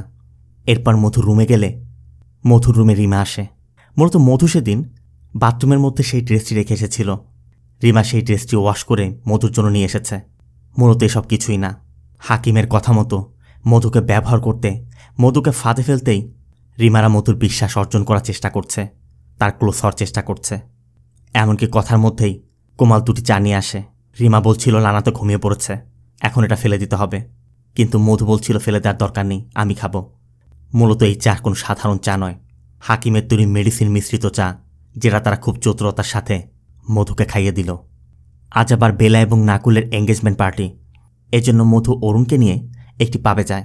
এবং সেখানে নাকুল এবং বেলার সাথে দেখা হলে মধু এবং অরুণ দুজনেই ড্রিঙ্ক করে এবং পার্টির এক পর্যায়ে তারা দুজনই ওয়াশরুমের পাশে গিয়ে একে অপরকে কিস করতে যাচ্ছিল। কিন্তু মধু কেন যেন আনকমফোর্ট ফিল করছিল, আর এক ব্যক্তি আসা মাত্রই অরুণকে ধাক্কা দিয়ে সরিয়ে দেয়। আর অরুণের জন্য আপসেট হয়ে পাবের এক কোণে গিয়ে বসেছিল। মধু গিয়ে বোঝাচ্ছিল, আসলে আমি নিষেধ করিনি, আমি আনকমফোর্ট ফিল করছিলাম। অরুণ মধুকে বোঝায়, আমি আর সহ্য করতে পারছি না, আমার নিঃশ্বাস বন্ধ হয়ে আসছে, তুমি আমার থেকে ভালো কাউকে ডিজার্ভ করো। কিন্তু মধু বলছিল, সব বাদ দাও, চলো এখান থেকে। তখনই অরুণ মধুর হাত ধরে মধুকে বসায় এবং অরুণ যা বলে তার জন্য মধু মোটেও প্রস্তুত ছিল না। অরুণ বলে, ফেয়ারওয়েল পার্টির দিন তুমি স্টেজের পিছে থেকে আমাকে যে ফটোটি সেন্ড করেছিলে, আমি আমার এক বন্ধুকে সেন্ড করে লিখেছিলাম, দেখ এটা আমার গার্লফ্রেন্ড, আমি ওকে নিয়ে পুরাতন ল্যাবে গিয়ে রিয়েল ডেট করব। ওই শয়তানটা তোমার ফটো আর মেসেজ পুরো গ্রুপে ফরওয়ার্ড করে দিয়েছিল। শোনা মাত্রই মধু যেন আকাশ থেকে পড়ল। আর অরুণ ওই রাতে ওই জায়গার কথা বলাতেই ওই গ্রুপে থাকা 3 জন ব্যক্তি ওই কাজটি করেছিল। তার মানে শুধুমাত্র অরুণের বলে দেওয়ার কারণে এই কাজটি হয়েছে। অরুণ যদি ওই দিন ওই কাজটি না করত তাহলে হয়তোবা মধুর সাথে ওই ঘটনাটি ঘটত না। এটা শোনার পর মধু সোজা হোস্টেলে ফিরে আসে। মধু কিছুতেই মানতে পারছে না সে এটা কী শুনল। যাকে সে এত ভালোবাসে তার জন্যই আজ তার সর্বনাশ হয়েছে। মধু এসব চিন্তা করছে আর তার কানে কিছু একটা কীটপতঙ্গের শব্দ আসছে, কিন্তু কোথা থেকে আসছে মধু খুঁজেও পাচ্ছে না। অতঃপর মধু বুঝতে পারে এই শব্দটা ওই ট্রাঙ্কের ভিতর থেকে আসছে, কিন্তু ট্রাঙ্ক তালাবদ্ধ থাকায় দেখাও যাচ্ছে না। মধু তালাটা ভাঙার অনেক চেষ্টা করে, কিন্তু সেটাও না পেরে একসময় ঘুমিয়ে পড়ে এবং অনেক রাতে ট্রাঙ্কের ভিতর শব্দে মধুর ঘুম ভেঙে যায়।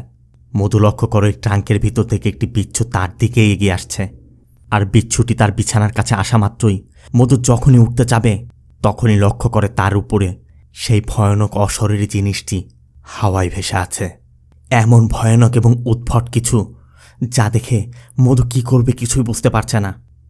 সিন চলে যায় সকালে। মধুর ঘুম ভেঙেছে।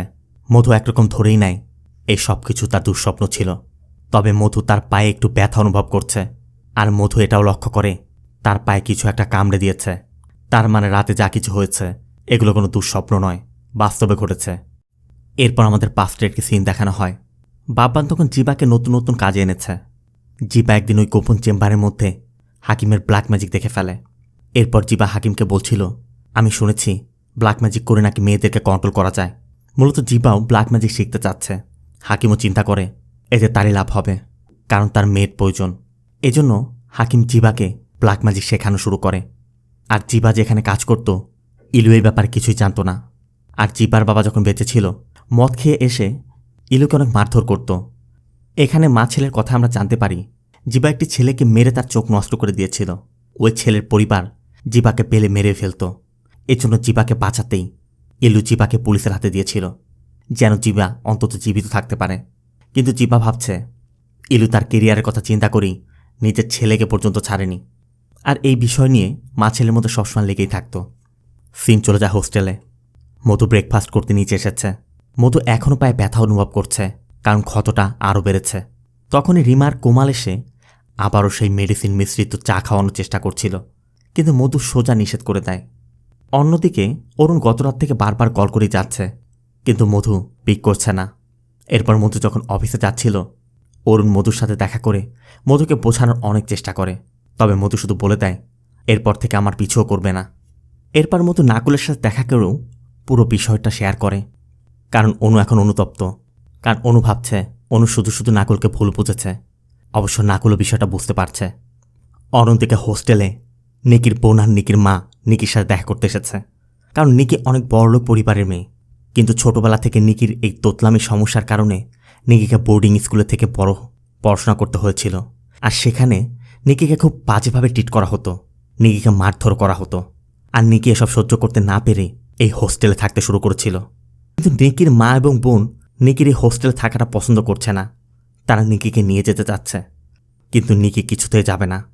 অবশ্য কথা বলতে বলতে নিকির মা নিকির বোনকে বলছিল, চল ভালো কোথাও গিয়ে লাঞ্চ করে আসি। আর এই কথার পর তারা কান নিয়ে ওই হোস্টেলের গেট পার হতেই নিকির নাক দিয়ে রক্ত ঝরতে শুরু করে।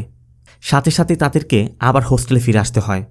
এই ঘটনার পর নিকির মা এবং বোন বলছিল, নিকি তুই এখনই আমাদের সাথে চল, কিন্তু নিকি স্পষ্টই বুঝতে পারছে কেন এসব হচ্ছে। তাই নিকি তাদের কোনো কথা না শুনেই নিজের রুমে চলে যায়। অন্যদিকে মধুকে দেখা যায় সৈনিক ক্লিনিকে গিয়েছে। প্রতিদিনের মতোই মধু রিমির বিড়ালকে খাবার দিচ্ছিল, কিন্তু আজ রিমির বিড়াল মধুকে দেখে ভয় পাচ্ছে। মধু বুঝতে পারছে না বিড়ালটি কেন তার সাথে এমন করছে। এর মধ্যে নাকুলের কল আসে। মধু কলটি কেটে দেয়, আর তখনই মধু অনুভব করে ওই অশরীরী জিনিসটা মধুকে জড়িয়ে ধরে আছে। অবশ্য মধু মনে করে এইসব তার ভয় থেকেই হচ্ছে, আবার পায়ের ক্ষতটাও বাড়ছে। এই জন্য মধু উপরে গিয়ে একটি মেডিসিন নেয়। এরপর নাকুল একটি ভয়েস মেসেজ পাঠায়, যেখানে নাকুল বলছে, আজ আমরা একটি পাবে লাঞ্চ করব, অনেক চিল করব, তুমি থাকলে আমার ভালো লাগবে। তখনই নিচে বিড়ালের শব্দ পেয়ে মধু নিচে আসে, আর ওই বিড়ালটাকে দেখে আচমকা কেন যেন মধু অনেক ভায়োলেন্ট হয়ে যায়। মধু দ্রুত ওই বিড়ালটাকে ধরে মারতে যাচ্ছিল, কিন্তু তখনই রিমি এসে পড়ায়। মধু আবার স্বাভাবিক হয়ে যায়, কিন্তু মধু এটা কি করছে মধু কিছুই বুঝতে পারছে না। অন্যদিকে ইলু ওই নূপুর জোড়া নিয়ে বাপ্পানের কাছে যায়, আর বাপ্পানকে দেখালে বাপ্পান প্রথমে অস্বীকার করলেও পরবর্তীতে বলে দেয় যদিও আমার থেকে কেনা হয়েছিল, তারপরও ওই মেয়ের ডেড বডি থেকে জিবাই এই নূপুর জোড়া খুলে রেখেছিল। সাথে বাপ্পান এটাও বলে জিবাকে যতটা সহজ সরল ভাবছ, ও সহজ সরল নয়, ও একটা মনস্টার ছিল। ওই তো ওই মেয়েকে ভিতরে নিয়ে গিয়েছিল। যদিও ইলু বাপ্পানকে জেলের ভয় দেখাচ্ছিল, বাপ্পানও উল্টো থ্রেট দেয়, আমি জেলে গেলে একা যাব না, তোমার ছেলেকে নিয়েই যাব। অন্যদিকে লানাও হাকিমকে কল করে জানিয়ে দেয় তারা মধুকে ওই মেডিসিন খাইয়ে দিয়েছে। হাকিম শুধু জানতে চাও এখন কোথায়। লানা তখন ডক্টর সোহিনীর ওই ক্লিনিকের অ্যাড্রেসটি দিয়ে দেয়। এদিকে মধু নাকুলের কথা মতো রেডি হয়ে পাবের উদ্দেশ্যে বেরিয়ে যায়। তবে আজ সে রাস্তার উপর দিয়ে নয়, সাহস করে ওই সাবওয়ের ভিতর দিয়ে যাচ্ছে। আর যখন সে যাচ্ছিল তখন এক লম্পট মধুর শরীরে হাত দিতেই মধু তাকে ইচ্ছামতো পেটায়, কারণ মধু এখন কাউকে ভয় পায় না। আর হাকিমও মধুকে ফলো করতে এসে দেখে মধু এই ছেলেকে মেরে রেখে গেছে। তার মানে মধুর মধ্যে পরিবর্তন লক্ষ্য করা যাচ্ছে। এদিকে মধু পাবে পৌঁছে গেছে। মধু পাবে ঢোকা মাত্রই নাকুলের সাথে দেখা হয়, আর নাকুল মধুকে বেলার কাছে নিয়ে যায়। কিন্তু বেলা মধুকে দেখে একটু আশ্চর্যই হয়, কারণ বেলা তো মধুকে ইনভাইট করেনি। আর নাকুল বেলাকে না জানিয়ে মধুকে ইনভাইট করায় বেলাও কেমন যেন একটু সন্দেহ করছে। এর মধ্যে নাকুলের বাবা কল করায় নাকুল একটু দূরে গিয়ে কথা বলছিল। একটু পর বেলাও চলে যায়, আর মধু আনকমফোর্ট ফিল করায় নাকুলের সাথে দেখা করে নাকুলকে বিদায় জানাচ্ছিল। কিন্তু তাদের দুজনের মধ্যে কথার এক পর্যায়ে মধু আর নাকুল একে অন্যকে কিস করে বসে। আর এরপর বেলা চলে আসায় মধু চলে যাচ্ছিল। কিন্তু মধু কিছু তো যাওয়ার পরই নাকুলের দুজন বন্ধু আসে, আর তখনই মধু পিছে ফিরেই নাকুলের সাথে তার ওই দুজন বন্ধুকে দেখতে পায়। মধু এখন স্পষ্টই বুঝতে পারছে এই নাকুলই তার সর্বনাশ করেছে, আর নাকুলের সাথে সেদিন নাকুলের এই দুই বন্ধুই ছিল। সিং চলে যায় হাকিমের বাড়িতে।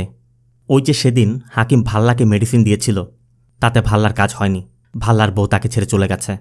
এই জন্য সে আর হাকিমের মেডিসিনের উপর বিশ্বাস করছে না।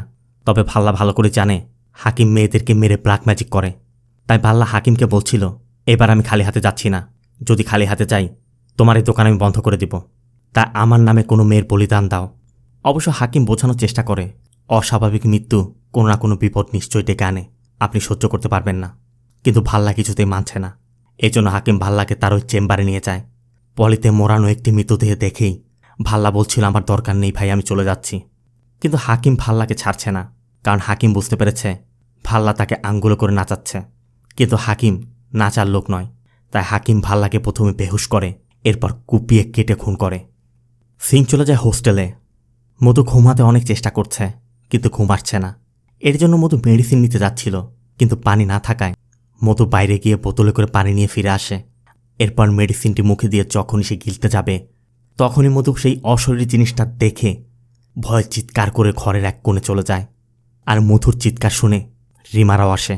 মূলত রিমারা জানতো যে এই সব কিছু এই রুমের মধ্যে ঘটবে, আর রিমারা তো সেই সুযোগের অপেক্ষাই করছে। মধু এখন ওই সব কিছু বিশ্বাস করছে, কারণ মধু সেই সব কিছু এক্সপিরিয়েন্স করছে। এই জন্য মধু জানতে চাচ্ছে এই রুমে আসলে কি হয়েছিল, আর অনুর সাথে কি হয়েছিল। কিন্তু রিমারা এবার সুর বদলে নেয়। রিমারা বলে, আমরা তো সব মানুষকে ভয় দেখাতে বলতাম। তারা পুরো গল্পটা উল্টে দেয়। আর অনুর অ্যাক্সিডেন্টের বিষয়টিও বলে যে অনুর বয়ফ্রেন্ডের সাথে ওর ব্রেকআপ হয়, ওর ডিপ্রেশনে পড়ে হোস্টেল ছেড়ে চলে গিয়েছিল। এরপর এক অ্যাক্সিডেন্টে ওর মৃত্যু হয়েছে। এই রুমের সাথে ওর মৃত্যুর কোনো কানেকশনই নেই। তবে অন্য তিনজন এমনটা বললেও নিক্কি সব কিছু বুঝতে পারছে। নিকি মধুকে স্পষ্ট বলে দেয়, তোমার যদি এই রুমে থাকতে সমস্যা হয় তুমি চাইলে এই রুম থেকে চলে যেতে পারো, তুমি যেখান থেকে এসেছো সেখানে চলে যাও। কিন্তু মধু বলে, আমি সেখানে যেতে পারবো না। আর এতে করে লানারাও বুঝতে পারে সেখানে হয়তোবা কিছু একটা হয়েছে, তাই তারা মধুর কাছে জানতে চায় ওখানে কি হয়েছিল।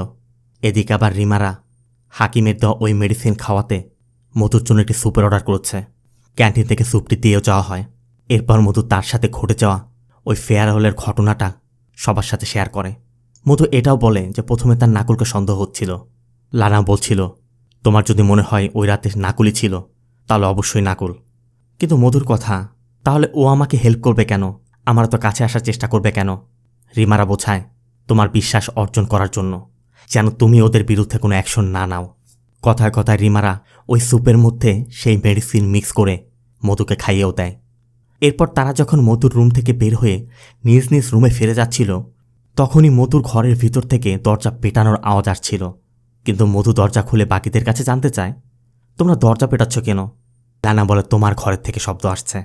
আর তখনই মধু ঘরের মধ্যে তাকাতেই দেখে সেই অশরীরী জিনিসটা তার সামনে দাঁড়িয়ে আছে। আর সাথে সাথে সেটা মধুকে দেয়ালের মধ্যে আছড়ে মারে, এক হ্যাচকা টানে ঘরের মধ্যে নিয়ে যায়। এরপর শুধু চিৎকার আর চিৎকার। আবার বাইরে হাকিমকেও দেখা যায়। চিৎকার শুনে হাকিমও বুঝতে পারছে তার অপেক্ষার অবসান হতে চলেছে, কারণ মেয়েদের আত্মা থেকেই হাকিম সত্যি অর্জন করে, তার জীবন বাঁচিয়ে রাখে। তাই হাকিম মধুকে নিতে আবারও ফিরে আসবে। আর এখন হাকিম মধুকে নেয়ার অপেক্ষা করছে। এখান থেকে সিন চলে যায় 6 মাস পূর্বে। অনু যখন এই রুমে ছিল, লানা সকাল সকাল রেডি হয়ে তার জবে যাচ্ছে। এদিকে অনুর প্রচণ্ড জ্বর। অনু বারবার বলছিল, লানা যাস না।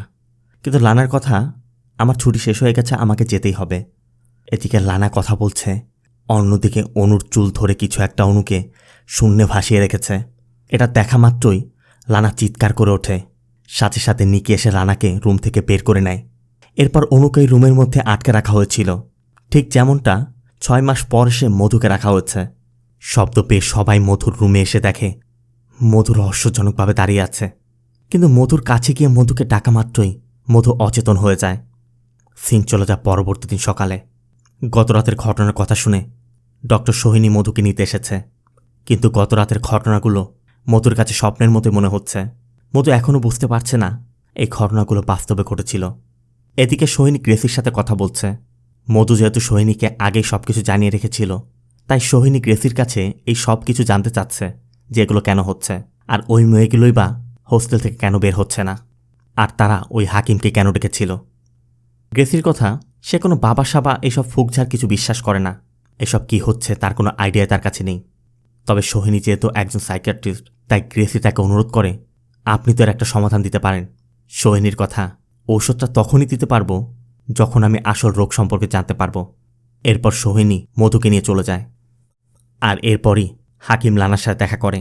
লানা হাকিমকে বলে, গত রাতে ওর সাথে কিছু একটা হচ্ছে, আর আজই ওর লোকাল গার্ডিয়ান ওকে এখান থেকে নিয়ে গেছে। হাকিম বলে, সমস্যা নেই, এখানে এমন কিছু একটা আছে যা ওকে আবার এখানে নিয়ে আসবে। হাকিম একটি ঔষধের শিশি দিয়েও বলে, শেষবারের মতো এটা ওকে খাইয়ে দিও। সাথে এটাও বলে, ওই আত্মার নামটা আমাকে বলো, আমি ওই আত্মার নাম জানতে চাই। লানা শুধু একবার রিমার দিকে তাকায়।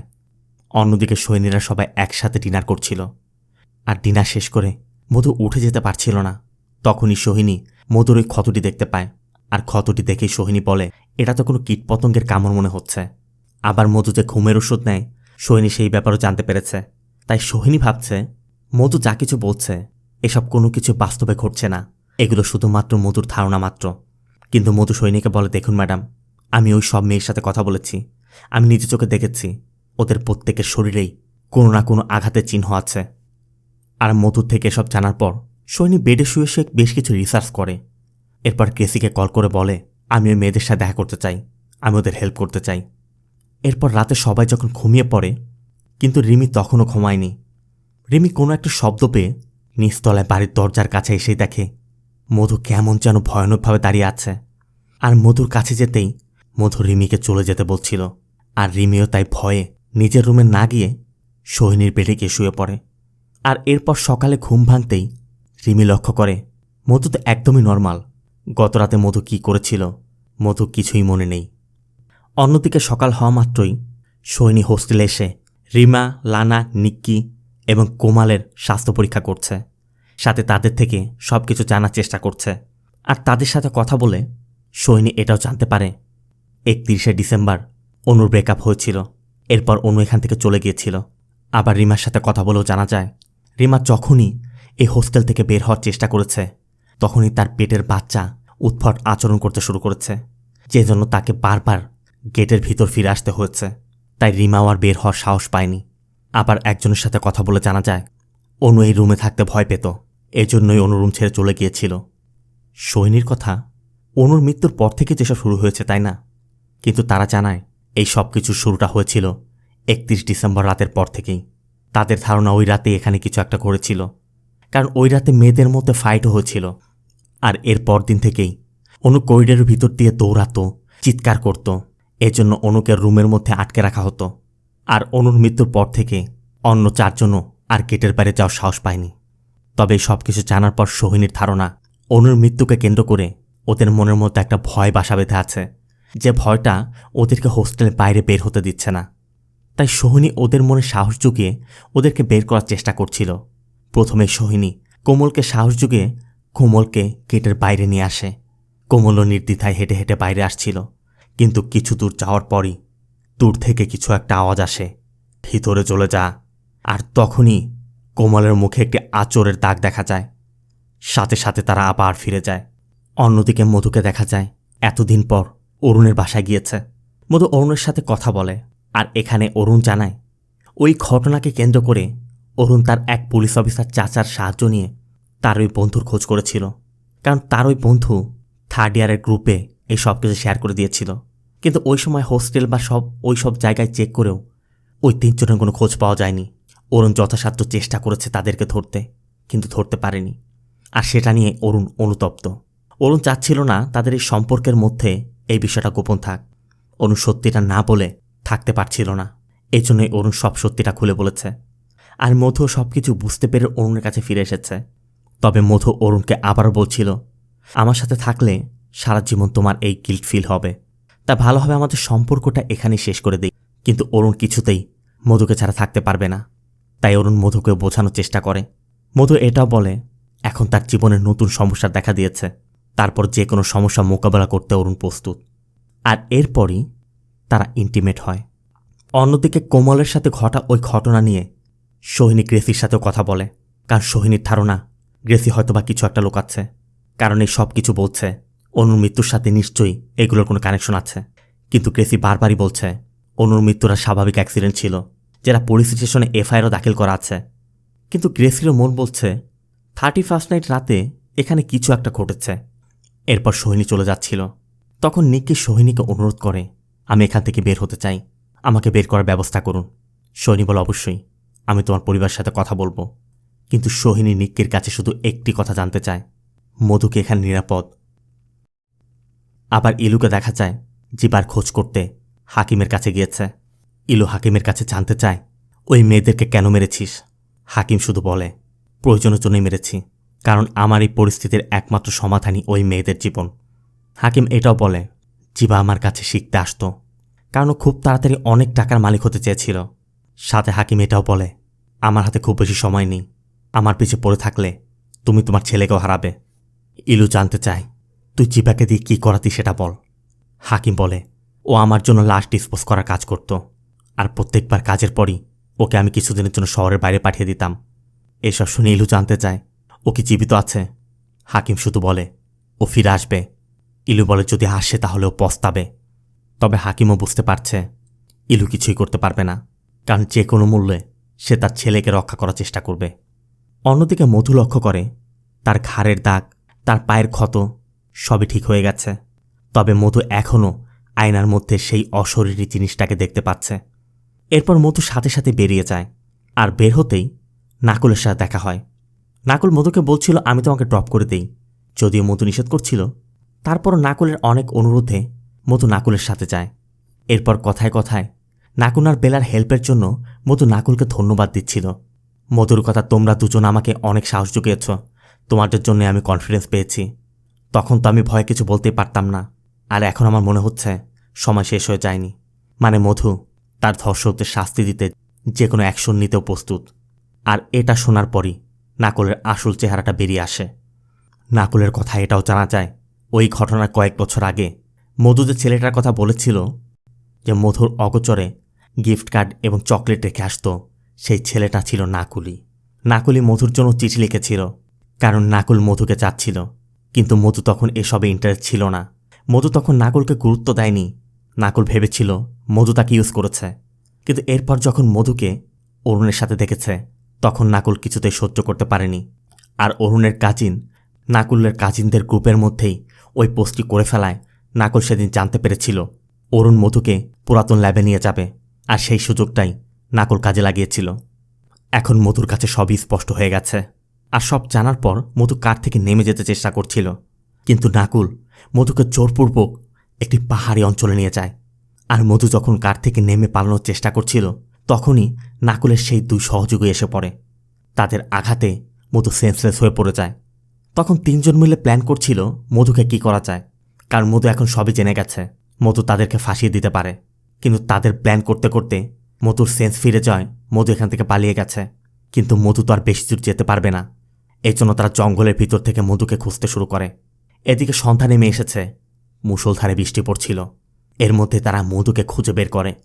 আর মধুকে যখন একজন মারার চেষ্টা করছিল, তখনই মধুর মধ্যে কিছু এক রহস্যজনক শক্তির সঞ্চার হয়। মধু ওই ছেলেটির গলায় কামড়ে তাকে মেরে ফেলে। আর এরপরই অন্য একটি ছেলে যখন মধুকে মারতে আসছিল, মধু তাকেও খুন করে। আর নাকুল দুজনের লাশ দেখে ভয় পেয়ে সেখান থেকে দ্রুত পালিয়ে যায়। অন্যদিকে ইলুকে আর্জেন্ট থানায় ডাকা হয়। ইলু ভাবছিল হয়তোবা জিবার সম্পর্কে জানার জন্যই তাকে সিআই দ্রুত ডেকেছে। ইলু মনে মনে একটু ভয় পাচ্ছিল, কিন্তু সিআই ইলুকে বসায় এবং ইলুর পাশে বসে ইলুকে একটি ফাইল ধরিয়ে দিয়ে জানায় 6 মাস আগে যমুনানগর থানার আন্ডারে নদীতে একটি ভাসমান লাশ পাওয়া গিয়েছিল, যেটা ছিল জিবার লাশ। ওই সময় লাশের যে কন্ডিশন ছিল আর আইডেন্টিফাই করতে কেউ না আসায় ওই লাশের সমাহিত করতে হয়েছিল। অন্যদিকে মধুকে দেখা যায় ওই দুজনকে খুনের পর হোস্টেলে ফিরে এসেছে। হোস্টেলের মধ্যে তখন নিক্কিরা কথা বলছে, কারণ রিমারা নিজেরা বাঁচার জন্য মধুকে ওই মেডিসিন খাওয়াচ্ছে। আর নিক্কি এটা কিছুতেই মেনে নিতে পারছে না। তবে তাদের কথার মধ্যেই কেউ তাদের দরজায় নক করে। এরপর তার দরজা খুলেই দেখে মধু বাইরে দাঁড়িয়ে আছে। মধু তাদের উপর আক্রমণ করার চেষ্টা করে, কিন্তু তারা দরজা বন্ধ করে দেয়। এরপর মধু প্রতিটি দরজায় নক করতে থাকে। অন্যদিকে জিবার মৃত্যুর খবর পাওয়ার পর ইলু গ্রেসির কাছে এসেছে। ইলু ধারণা করছে মৃত্যু হয়েছে জানুয়ারি মাসে, আর ইলু জিবাকে দেখেছিল লাস্ট 31st নাইটে। তার মানে ওই রাতে হয়তোবা জিবার সাথে কিছু একটা ঘটেছিল। ইলু ধারণা করছে হাকিম যেহেতু জিবাকে এই সকল কাজে ব্যবহার করত, হাকিমে হয়তোবা জিবাকে মেরেছে। তাই ইলু এখন হাকিমকে খুন করার পরিকল্পনা করছে। কিন্তু গ্রেসির কথা, তোমার ছেলেও ধোয়া তুলসী পাতা ছিল না। তোমার ছেলেও এক খুনি ছিল, মেয়েদেরকে পটিয়ে পটিয়ে হাকিমের কাছে পৌঁছে দিত। কিন্তু ছেলের বিষয় এসব কথা ইলু কিছুতেই মানতে পারছে না। এই জন্য ইলু গ্রেসির উপর রাগ করে চলে যায়। সিন চলে যায় পরদিন সকালে। মধুর সেন্স ফিরতেই দেখে মধু করিডোরের মধ্যে পড়ে আছে। এরপর মধু ফ্রেশ হয়ে অরুণকে হোস্টেলে ডেকে অরুণের সাথে দেখা করে। মধু অরুণের কাছেও নাকুলের বিষয়টা খুলে বলে যে ওই রাতে নাকুলি ওর বন্ধুদের সাথে ছিল, আমি ওদের 3 জনকে একসাথে দেখেছি। নাকুলের কথা জানার পর অরুণ বলছিল এখনই চলো পুলিশের কাছে যাই। কিন্তু মধু অরুণকে থামিয়ে বলে গতকাল রাতে আমি ওদেরকে মেরে ফেলেছি। অরুণ জানতে চায় কোথায়। মধু বলে পাশেই জঙ্গলের মধ্যে ওদের বডি পড়ে আছে। মধু গতকালের সব ঘটনার কথা অরুণকে খুলে বলে। কিন্তু সবকিছু শোনার পর অরুণ বলে গতকাল তোমাকে ফোনে না পেয়ে আমি বেলাকে কল করেছিলাম। নাকুল তখন বেলার সাথেই ছিল, আর আজ সকালে নাকুলের কল এসেছে। এটা শোনার পর মধু বুঝতেই পারছে না আসলে তার সাথে কি হচ্ছে, গত রাতেই বা কি হলো। সে কি সবকিছু স্বপ্ন দেখেছে? মধু একদম ভেঙে পড়ছিল। অরুণ মধুকে বলে চলো আমরা হোস্টেল ছেড়ে দিই, তুমি সবকিছু গুছিয়ে নাও, আমি 1 ঘন্টা পর এসে তোমাকে নিয়ে যাচ্ছি। আর এরপর মধু উপরে যাওয়ার সময় রিমা লানার সাথে দেখা হয়। মধু রিমাদের কাছে জানতে চায় আমার রুমে কি আছে সেটা বলো। লানা বলে দেখো মধু, আমরা জানি তোমার রুমে কিছু একটা আছে, কিন্তু কেউ আমাদের কথা বিশ্বাস করে না। রিমা লানা খুবই কৌশলে মধুকে এইসব থেকে মুক্তির উপায় হিসেবে হাকিমের অ্যাড্রেস দিয়ে দেয়, যে একমাত্র সেই তোমাকে এসব থেকে মুক্তি দিতে পারবে। অন্যদিকে ইলুকে দেখা যায় জিবার খুনের রহস্য জানতে সিআইয়ের সাথে দেখা করতে গিয়েছে। কিন্তু সিআইরা তখন এমএলএর ভাই ভাল্লা মিসিং কেসের তদন্তে ব্যস্ত। কম্পিউটারে ভাল্লার ফটো দেখে ইলু ভাল্লাকে চিনতে পারে। কারণ ইলু ভাল্লাকে হাকিমের ওখান থেকে বের হতে দেখেছিল। এদিকে সিন চলে যায় হোস্টেলে। নিক্কিকে তার বোন আর মা নিতে এসেছে। আর সোহিনীর ধারণা নিক্কির মনের মধ্যে যে ভয় কাজ করছে সেই ভয় তাকে বাধা দিচ্ছে। তাই নিক্কিকে অচেতন করে নেয়ার প্ল্যান করা হয়। কথা মতো নিক্কিকে অচেতন করে একটি অ্যাম্বুলেন্সে তুলে হোস্টেলের বাইরে নিয়ে আসা হয়। আর তারা যখন যাচ্ছিল তখনই জানা যায় এই পাশের জঙ্গলের মধ্যে দুটি বডি পাওয়া গেছে। আর পুলিশ ওই স্থানে গিয়ে দেখে 2 জায়গায় 2টি বিভৎস লাশ পড়ে আছে। অন্যদিকে লানাদের কাছে হাকিমের কথা জানার পর মধু হাকিমের সাথে দেখা করতে এসেছে। আর বাপ্পান মধুকে দেখা মাত্রই সোজা হাকিমের কাছে নিয়ে যায়। এরপর মধু হাকিমের কাছে শুরু থেকে সব কিছু শেয়ার করে। আর সব কিছু জানার পর হাকিমও জানায়, তুমি যেই ঘরে থাকো ওই ঘরের মধ্যে এক আত্মা বন্দী আছে। মধু বলছিল, আমার মনে হয় ওই ঘরের যে মেয়েটা থাকতো সেটা ওই মেয়েরই আত্মা। হাকিম বলে ওই আত্মাকে আমি অনুভব করতে পেরেছি। আর এরপরই ঘরের দরজাটা বন্ধ হয়ে যায়। মধু বুঝতে পারে যেখানে কিছু ঘটতে যাচ্ছে, তাই মধু বের হওয়ার চেষ্টা করছিল, কিন্তু মধু আর বের হতে পারেনি। হাকিম মধুকে বেহুশ করে নিচের ওই চেম্বারের মধ্যে নিয়ে যায়। এরপর যখনই সে মধুকে দিয়ে ব্ল্যাক ম্যাজিক করতে যাবে তখনই ইলু ফোর্স নিয়ে চলে আসে। কিন্তু সারা ঘর তল্লাশি করেও হাকিমের কোনো খোঁজ নেই। তারা তো আর হাকিমের ওই গোপন চেম্বারের কথা জানে না, এজন্য তারা খুঁজে না পেয়ে একসময় চলেই যাচ্ছিল। হাকিমও তাদের শব্দ পেয়ে নিচে চুপটি মেরে বসে আছে। তবে এর মধ্যেই মধুর জ্ঞান ফিরে আসে। আর মধুর চিৎকার শব্দ ইলুর কানে পৌঁছে গেলেই ইলু দাওয়াখানার ভিতরের ওই গোপন দরজাটি আবিষ্কার করতে পারে। ইলু ওই দরজা ধরে নিচে নামতেই হাকিম আর মধুকে দেখে ফেলে। হাকিমও মধুকে ছেড়ে দিতে বাধ্য হয়। ইলু মধুকে বলে, উপরে পুলিশ আছে, তুমি কে তাদেরকে ডাকো। ইলু জীবার মৃত্যুর বিষয়টিও বলে। হাকিম বলে, ও এখানে আছে, আর ওর মৃত্যু ওই রুমে হয়েছে যেই রুমে ওয়ার্ডেন কাউকে যেতে দেয় না, মানে রুম নম্বর 333-এ। আমি তোমাকে তোমার ছেলের সাথে দেখা করিয়ে দিতে পারবো, আর তুমি ভালো করেই জানো আমি মিথ্যা বলছি না। এটা বলেই হাকিম গোপন দরজা দিয়ে বেরিয়ে চলে যায়। অন্যদিকে নিকিকে একটি বড় হসপিটালে নিয়ে আসা হয়েছে। নিকির এমআরআই করা হচ্ছে। লানারা খুব কৌতূহলে আছে, তাই লানারা গ্রেসিকে কল করে নিকির পরিস্থিতি জানতে চাচ্ছে। গ্রেসি বলে, ও খুবই ভালো আছে, তোমরাও তোমাদের ব্যাগ গোছাতে শুরু করো। কিন্তু এরপরই ঘটে এমন ঘটনা যা কেউ কল্পনা করেনি।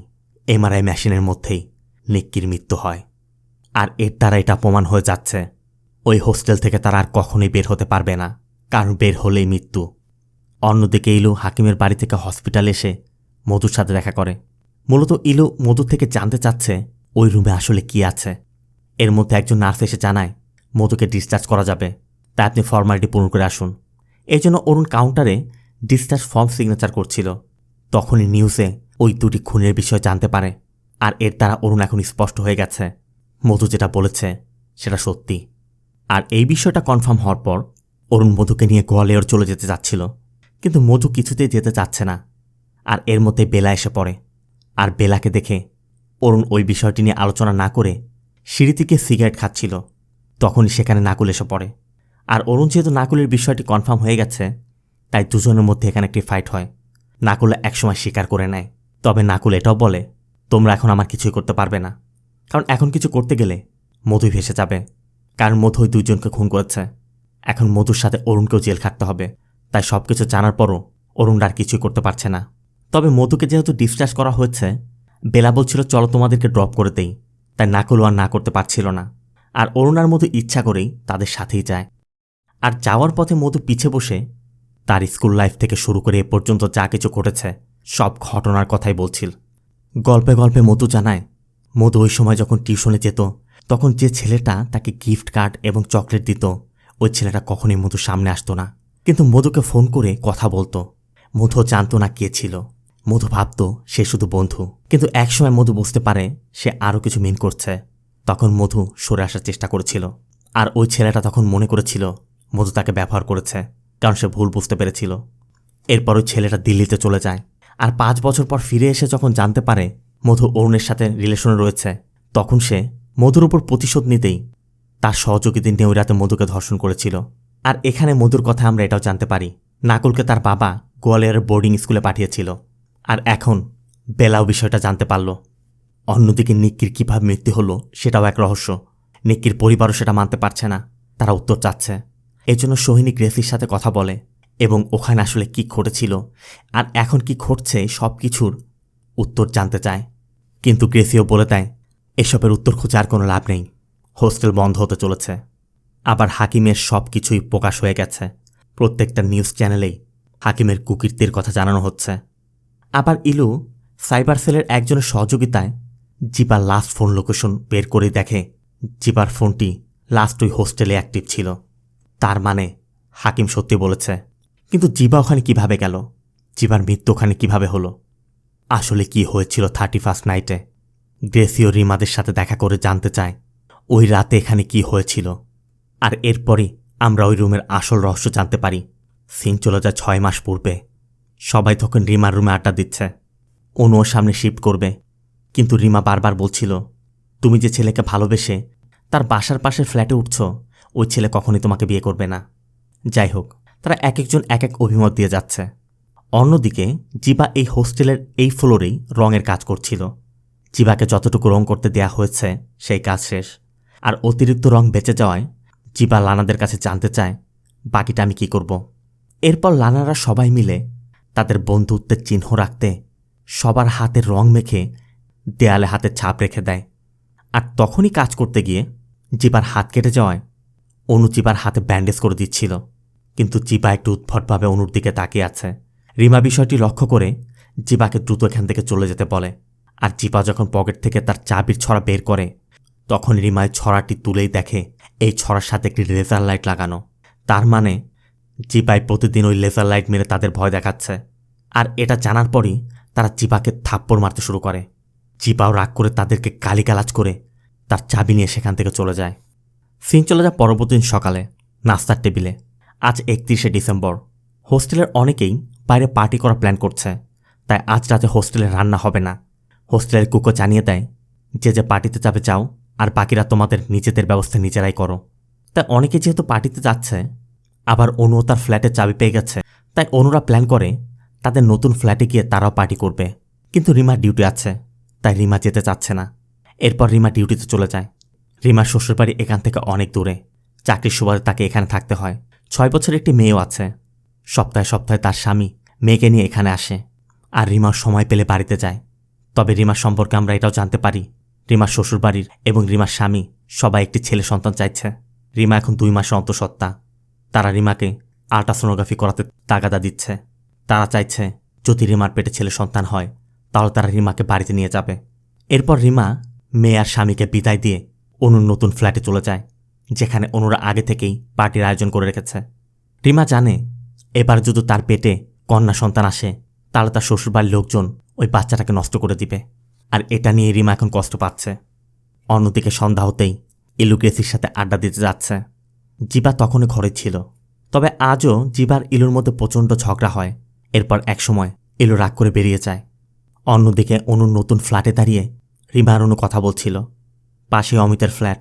অনু রিমাকে জানায় অমিতের বাড়িতে ওর আত্মীয় স্বজন এসেছে, তাই পার্টি চলছে। কিন্তু রিমার কথা, তাহলে ও কেন তোমাকে দাওয়াত দিল না? আমার কথা মিলিয়ে নিও, ও তোমাকে বিয়ে করবে না।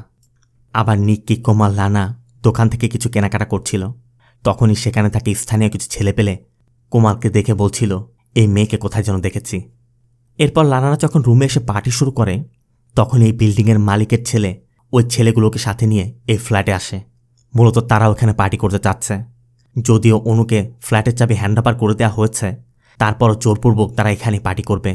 এরপর 2 গ্রুপের মধ্যে তর্কাতর্কি শুরু হয় এবং তর্কের এক পর্যায়ে জানা যায় কোমাল একসময় প্রস্টিটিউট ছিল। আর এখানের কিছু ছেলে কোমালকে জানে। আর এখানে হৈহুল্লোড় শুনে বাড়ির মালিক এসে পড়ে। আর সব কিছু জানার পর এই মুহূর্তে অনুদেরকে এখান থেকে বের হয়ে যেতে বলে। এই লোকগুলোর পিছে দাঁড়িয়ে অমিতও সব কিছু শুনছিল, কিন্তু অমিত কোনো প্রতিবাদ না করে নিঃশব্দে এখান থেকে চলে যায়। এরপর অনু লানাদেরকে একটি অটোতে উঠিয়ে দিয়ে অমিতের সাথে দেখা করে। আর অমিতের সাথে কথা বলতে গিয়ে অনু অমিতের হাতে একটি রিং দেখে বুঝতে পারে আজ অমিতের বাসায় কোনো ফ্যামিলি ফাংশন নয়, আজ অমিতের এঙ্গেজমেন্ট অনুষ্ঠান চলছে। আর এজন্যই সে অনুকে ইনভাইট করেনি। অনু স্পষ্টই বুঝতে পারছে অমিত শুধুমাত্র অনুকে ব্যবহার করেছে, আর কিছুই না। আর এটা জানার পর অনু হোস্টেলের উদ্দেশ্যে বেরিয়ে যায়। আবার জিবাকেও দেখা যায় হোস্টেলের পাশেই ওই জঙ্গলের মধ্যে বসে বাপ্পানের সাথে আড্ডা দিচ্ছে। তবে বাপ্পান কিছুক্ষণ পর চলে যেতেই জিবা হাকিমের দেয়া ওই মেডিসিনটি নেয় আর এরপরে নেশার ঘোরে নিচে আসতে থাকে। অনুও তখন হোস্টেলে ফিরছিল। তাই অনুকে দেখে চিপা লেজার লাইট মারতেই চিপাকে দেখে অনু বলছিল, তুই এতই যদি পারিস হোস্টেলের মধ্যে এসে দেখা।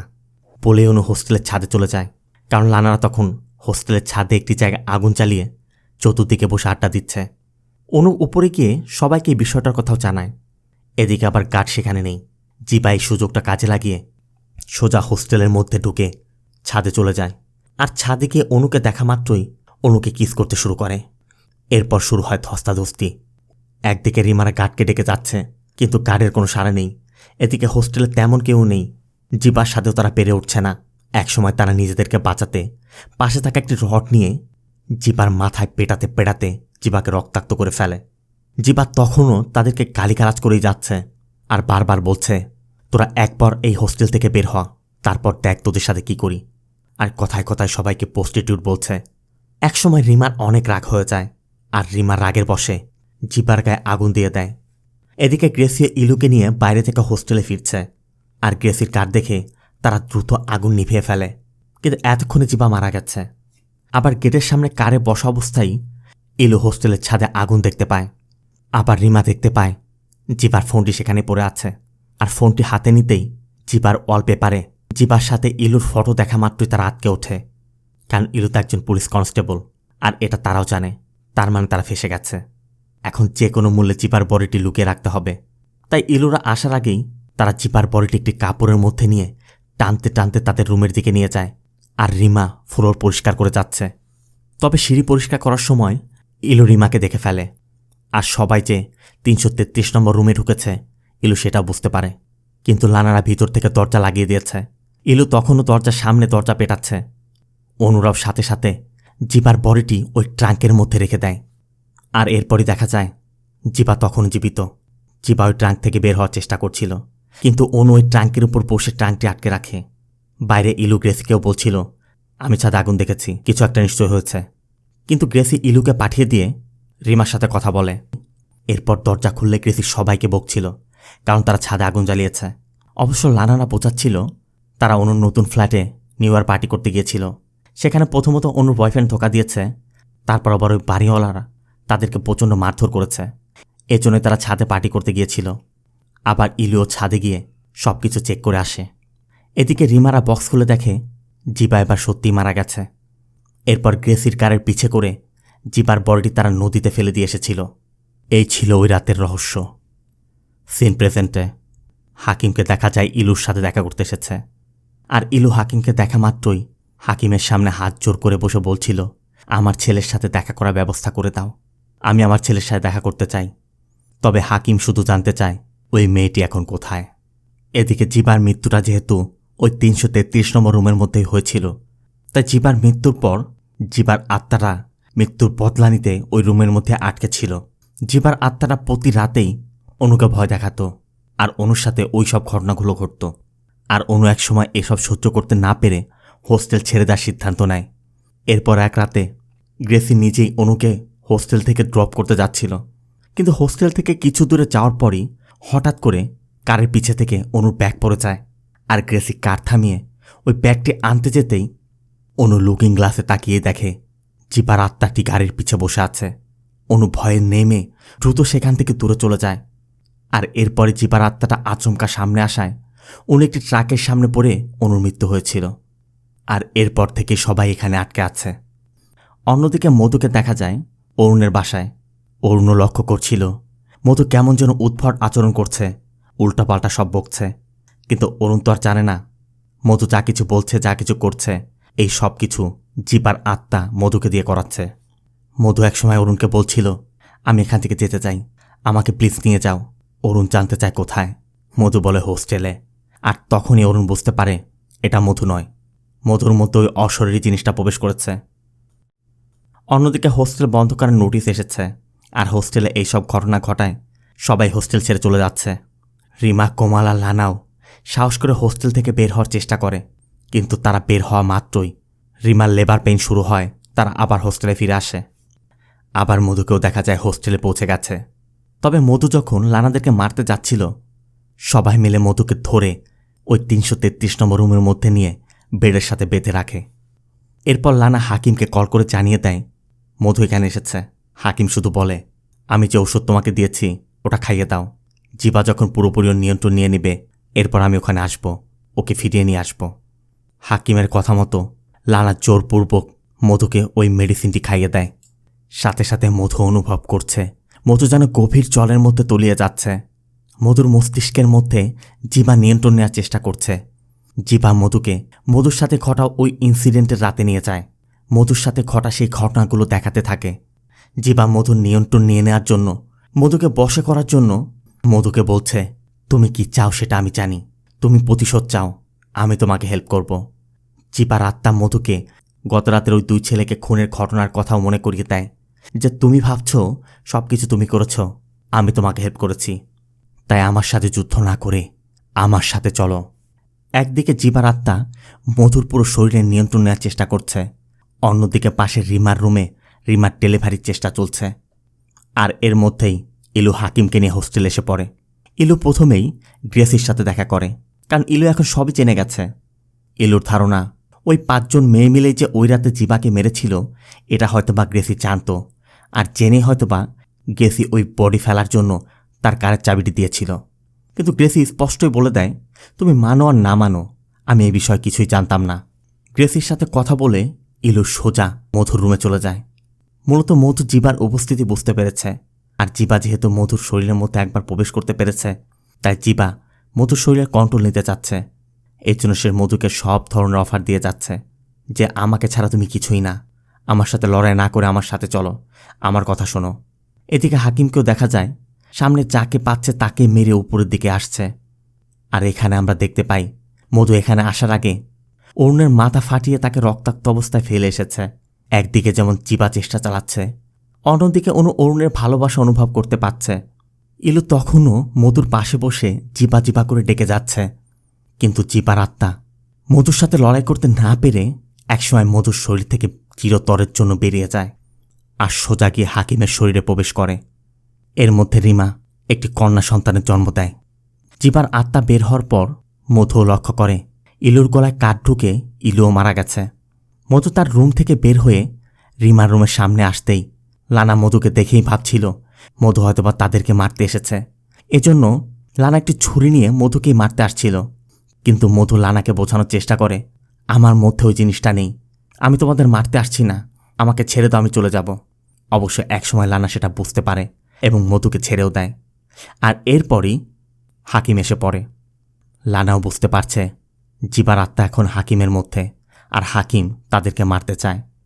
তাই লানারা দ্রুত একটি রুমের মধ্যে চলে যায়, আর হাকিমও মধুকে রেখে লানাদেরকে মারতে যায়। এরপর হাকিম যখন লানাদেরকে মারার চেষ্টা করছে এই সুযোগে মধু একটি কুড়াল নিয়ে পিছে থেকে এক কোপে হাকিমের মাথাটা দেহ থেকে আলাদা করে দেয়। আর এর মধ্য দিয়ে হাকিম আর জিবা চিরসমাপ্তি ঘটে। সিং চলে যায় পরদিন সকালে। রিমার এখন বাইরে যাওয়ার সাহস পাচ্ছে। খবর পেয়ে সৈনী এসেছে। একজন লেডি এসে বারবার সৈনীকে বলছিল এই মেয়েদের স্টেটমেন্ট নিতে হবে, কিন্তু সৈনী তাকে বোঝায় একজন সিরিয়াল কিলারের মৃত্যু হয়েছে, ওই কিলারকে যদি ওরা না মারত তাহলে ওদেরকে মেরে ফেলত, আর এসব নেওয়ার জন্য সময় আছে। এরপর সোহিনী মধুকে তার সাথে নিয়ে যায়, আর সিং চলে যায় 1 মাস পর। আমরা লানা, কোমাল, রিমা এবং রিমার 2 বাচ্চাকেও দেখতে পাই। তারা কোনো একটি জায়গায় বসে কোয়ালিটি টাইম স্পেন্ড করছে। অন্যদিকে ওই রাতের ঘটনায় অরুণ এখন আইসিইউতে, তার এখনও জ্ঞান ফিরেনি। মধু অরুণের পাশেই বসে আছে, অরুণের জ্ঞান ফেরার অপেক্ষা করছে। আর এরপরে আমাদের দেখানো হয় নাকুল আর বেলার বিয়ের অনুষ্ঠান চলছিল। তখনই পুলিশ নাকুলকে জিজ্ঞাসাবাদ করতে আসে। পুলিশ নাকুলের ওই 2 বন্ধুর বিষয়ে জিজ্ঞাসাবাদ শুরু করলে বেলা মধুর ঘটনার কথা বলে ফেলে যে মধুই নাকুলের পিছে পড়ে আছে। আর এক্স্যাক্টলি কী কারণে পিছে পড়েছে সেটা তো সবাই জানে। আর ওই ঘটনার পর নাকুলও ভয় পাচ্ছে কখন যেন মধু তাকেও মেরে ফেলে। আর এরপর সেটাই ঘটে যেটা নাকুল কখনো স্বপ্নেও ভাবেনি। নাকুল লক্ষ্য করে মধু ভয়ানক রূপ নিয়ে তার দিকে এগিয়ে আসছে। এদিকে নিচে বেলা নাকুলের অপেক্ষা করছে, আর তখনই নাকুল ছাদ থেকে পড়ে মারা যায়। আর এর মধ্য দিয়েই মধু তার ধর্ষণের প্রতিশোধ নিল। আর এই ঘটনার দ্বারা আমরা স্পষ্ট বুঝতে পারি মধু যখন নাকুলকে মেরেছে তখন তার মধ্যে কোনো একটা আত্মার উপস্থিতি ছিল। তাহলে এখানে কিন্তু প্রশ্ন থেকেই যায়, হাকিমের সাথে কি ওই দিন জিবার আত্মার পরিসমাপ্তি আদৌ হয়েছে, নাকি এখনও জিবার আত্মা রয়ে গেছে, নাকি মধুর মধ্যে যে আত্মারা রয়েছে সেটা অন্য কারোর। আর যদি থেকেও থাকে সেটা কার? আমার ব্যক্তিগত অভিমত থেকে আমি বলছি, আমার যতটুকু মনে হয় ভয়ের গল্পটা এখানেই শেষ হয়ে যায়নি, আরও ভয়ানক কিছু সামনে অপেক্ষা করছে। তো সিরিজটা আপনাদের কেমন লাগলো অবশ্যই কমেন্টে জানাবেন। আর ভিডিওটি ভালো লাগলে ভিডিওতে লাইক দিয়ে চ্যানেলটিকে সাবস্ক্রাইব করতে একদম ভুল করবেন না। দেখা হবে অন্য কোনো মুভি বা সিরিজের গল্প নিয়ে। ততক্ষণ সব ভালো থাকবেন, সুস্থ থাকবেন। আল্লাহ হাফেজ।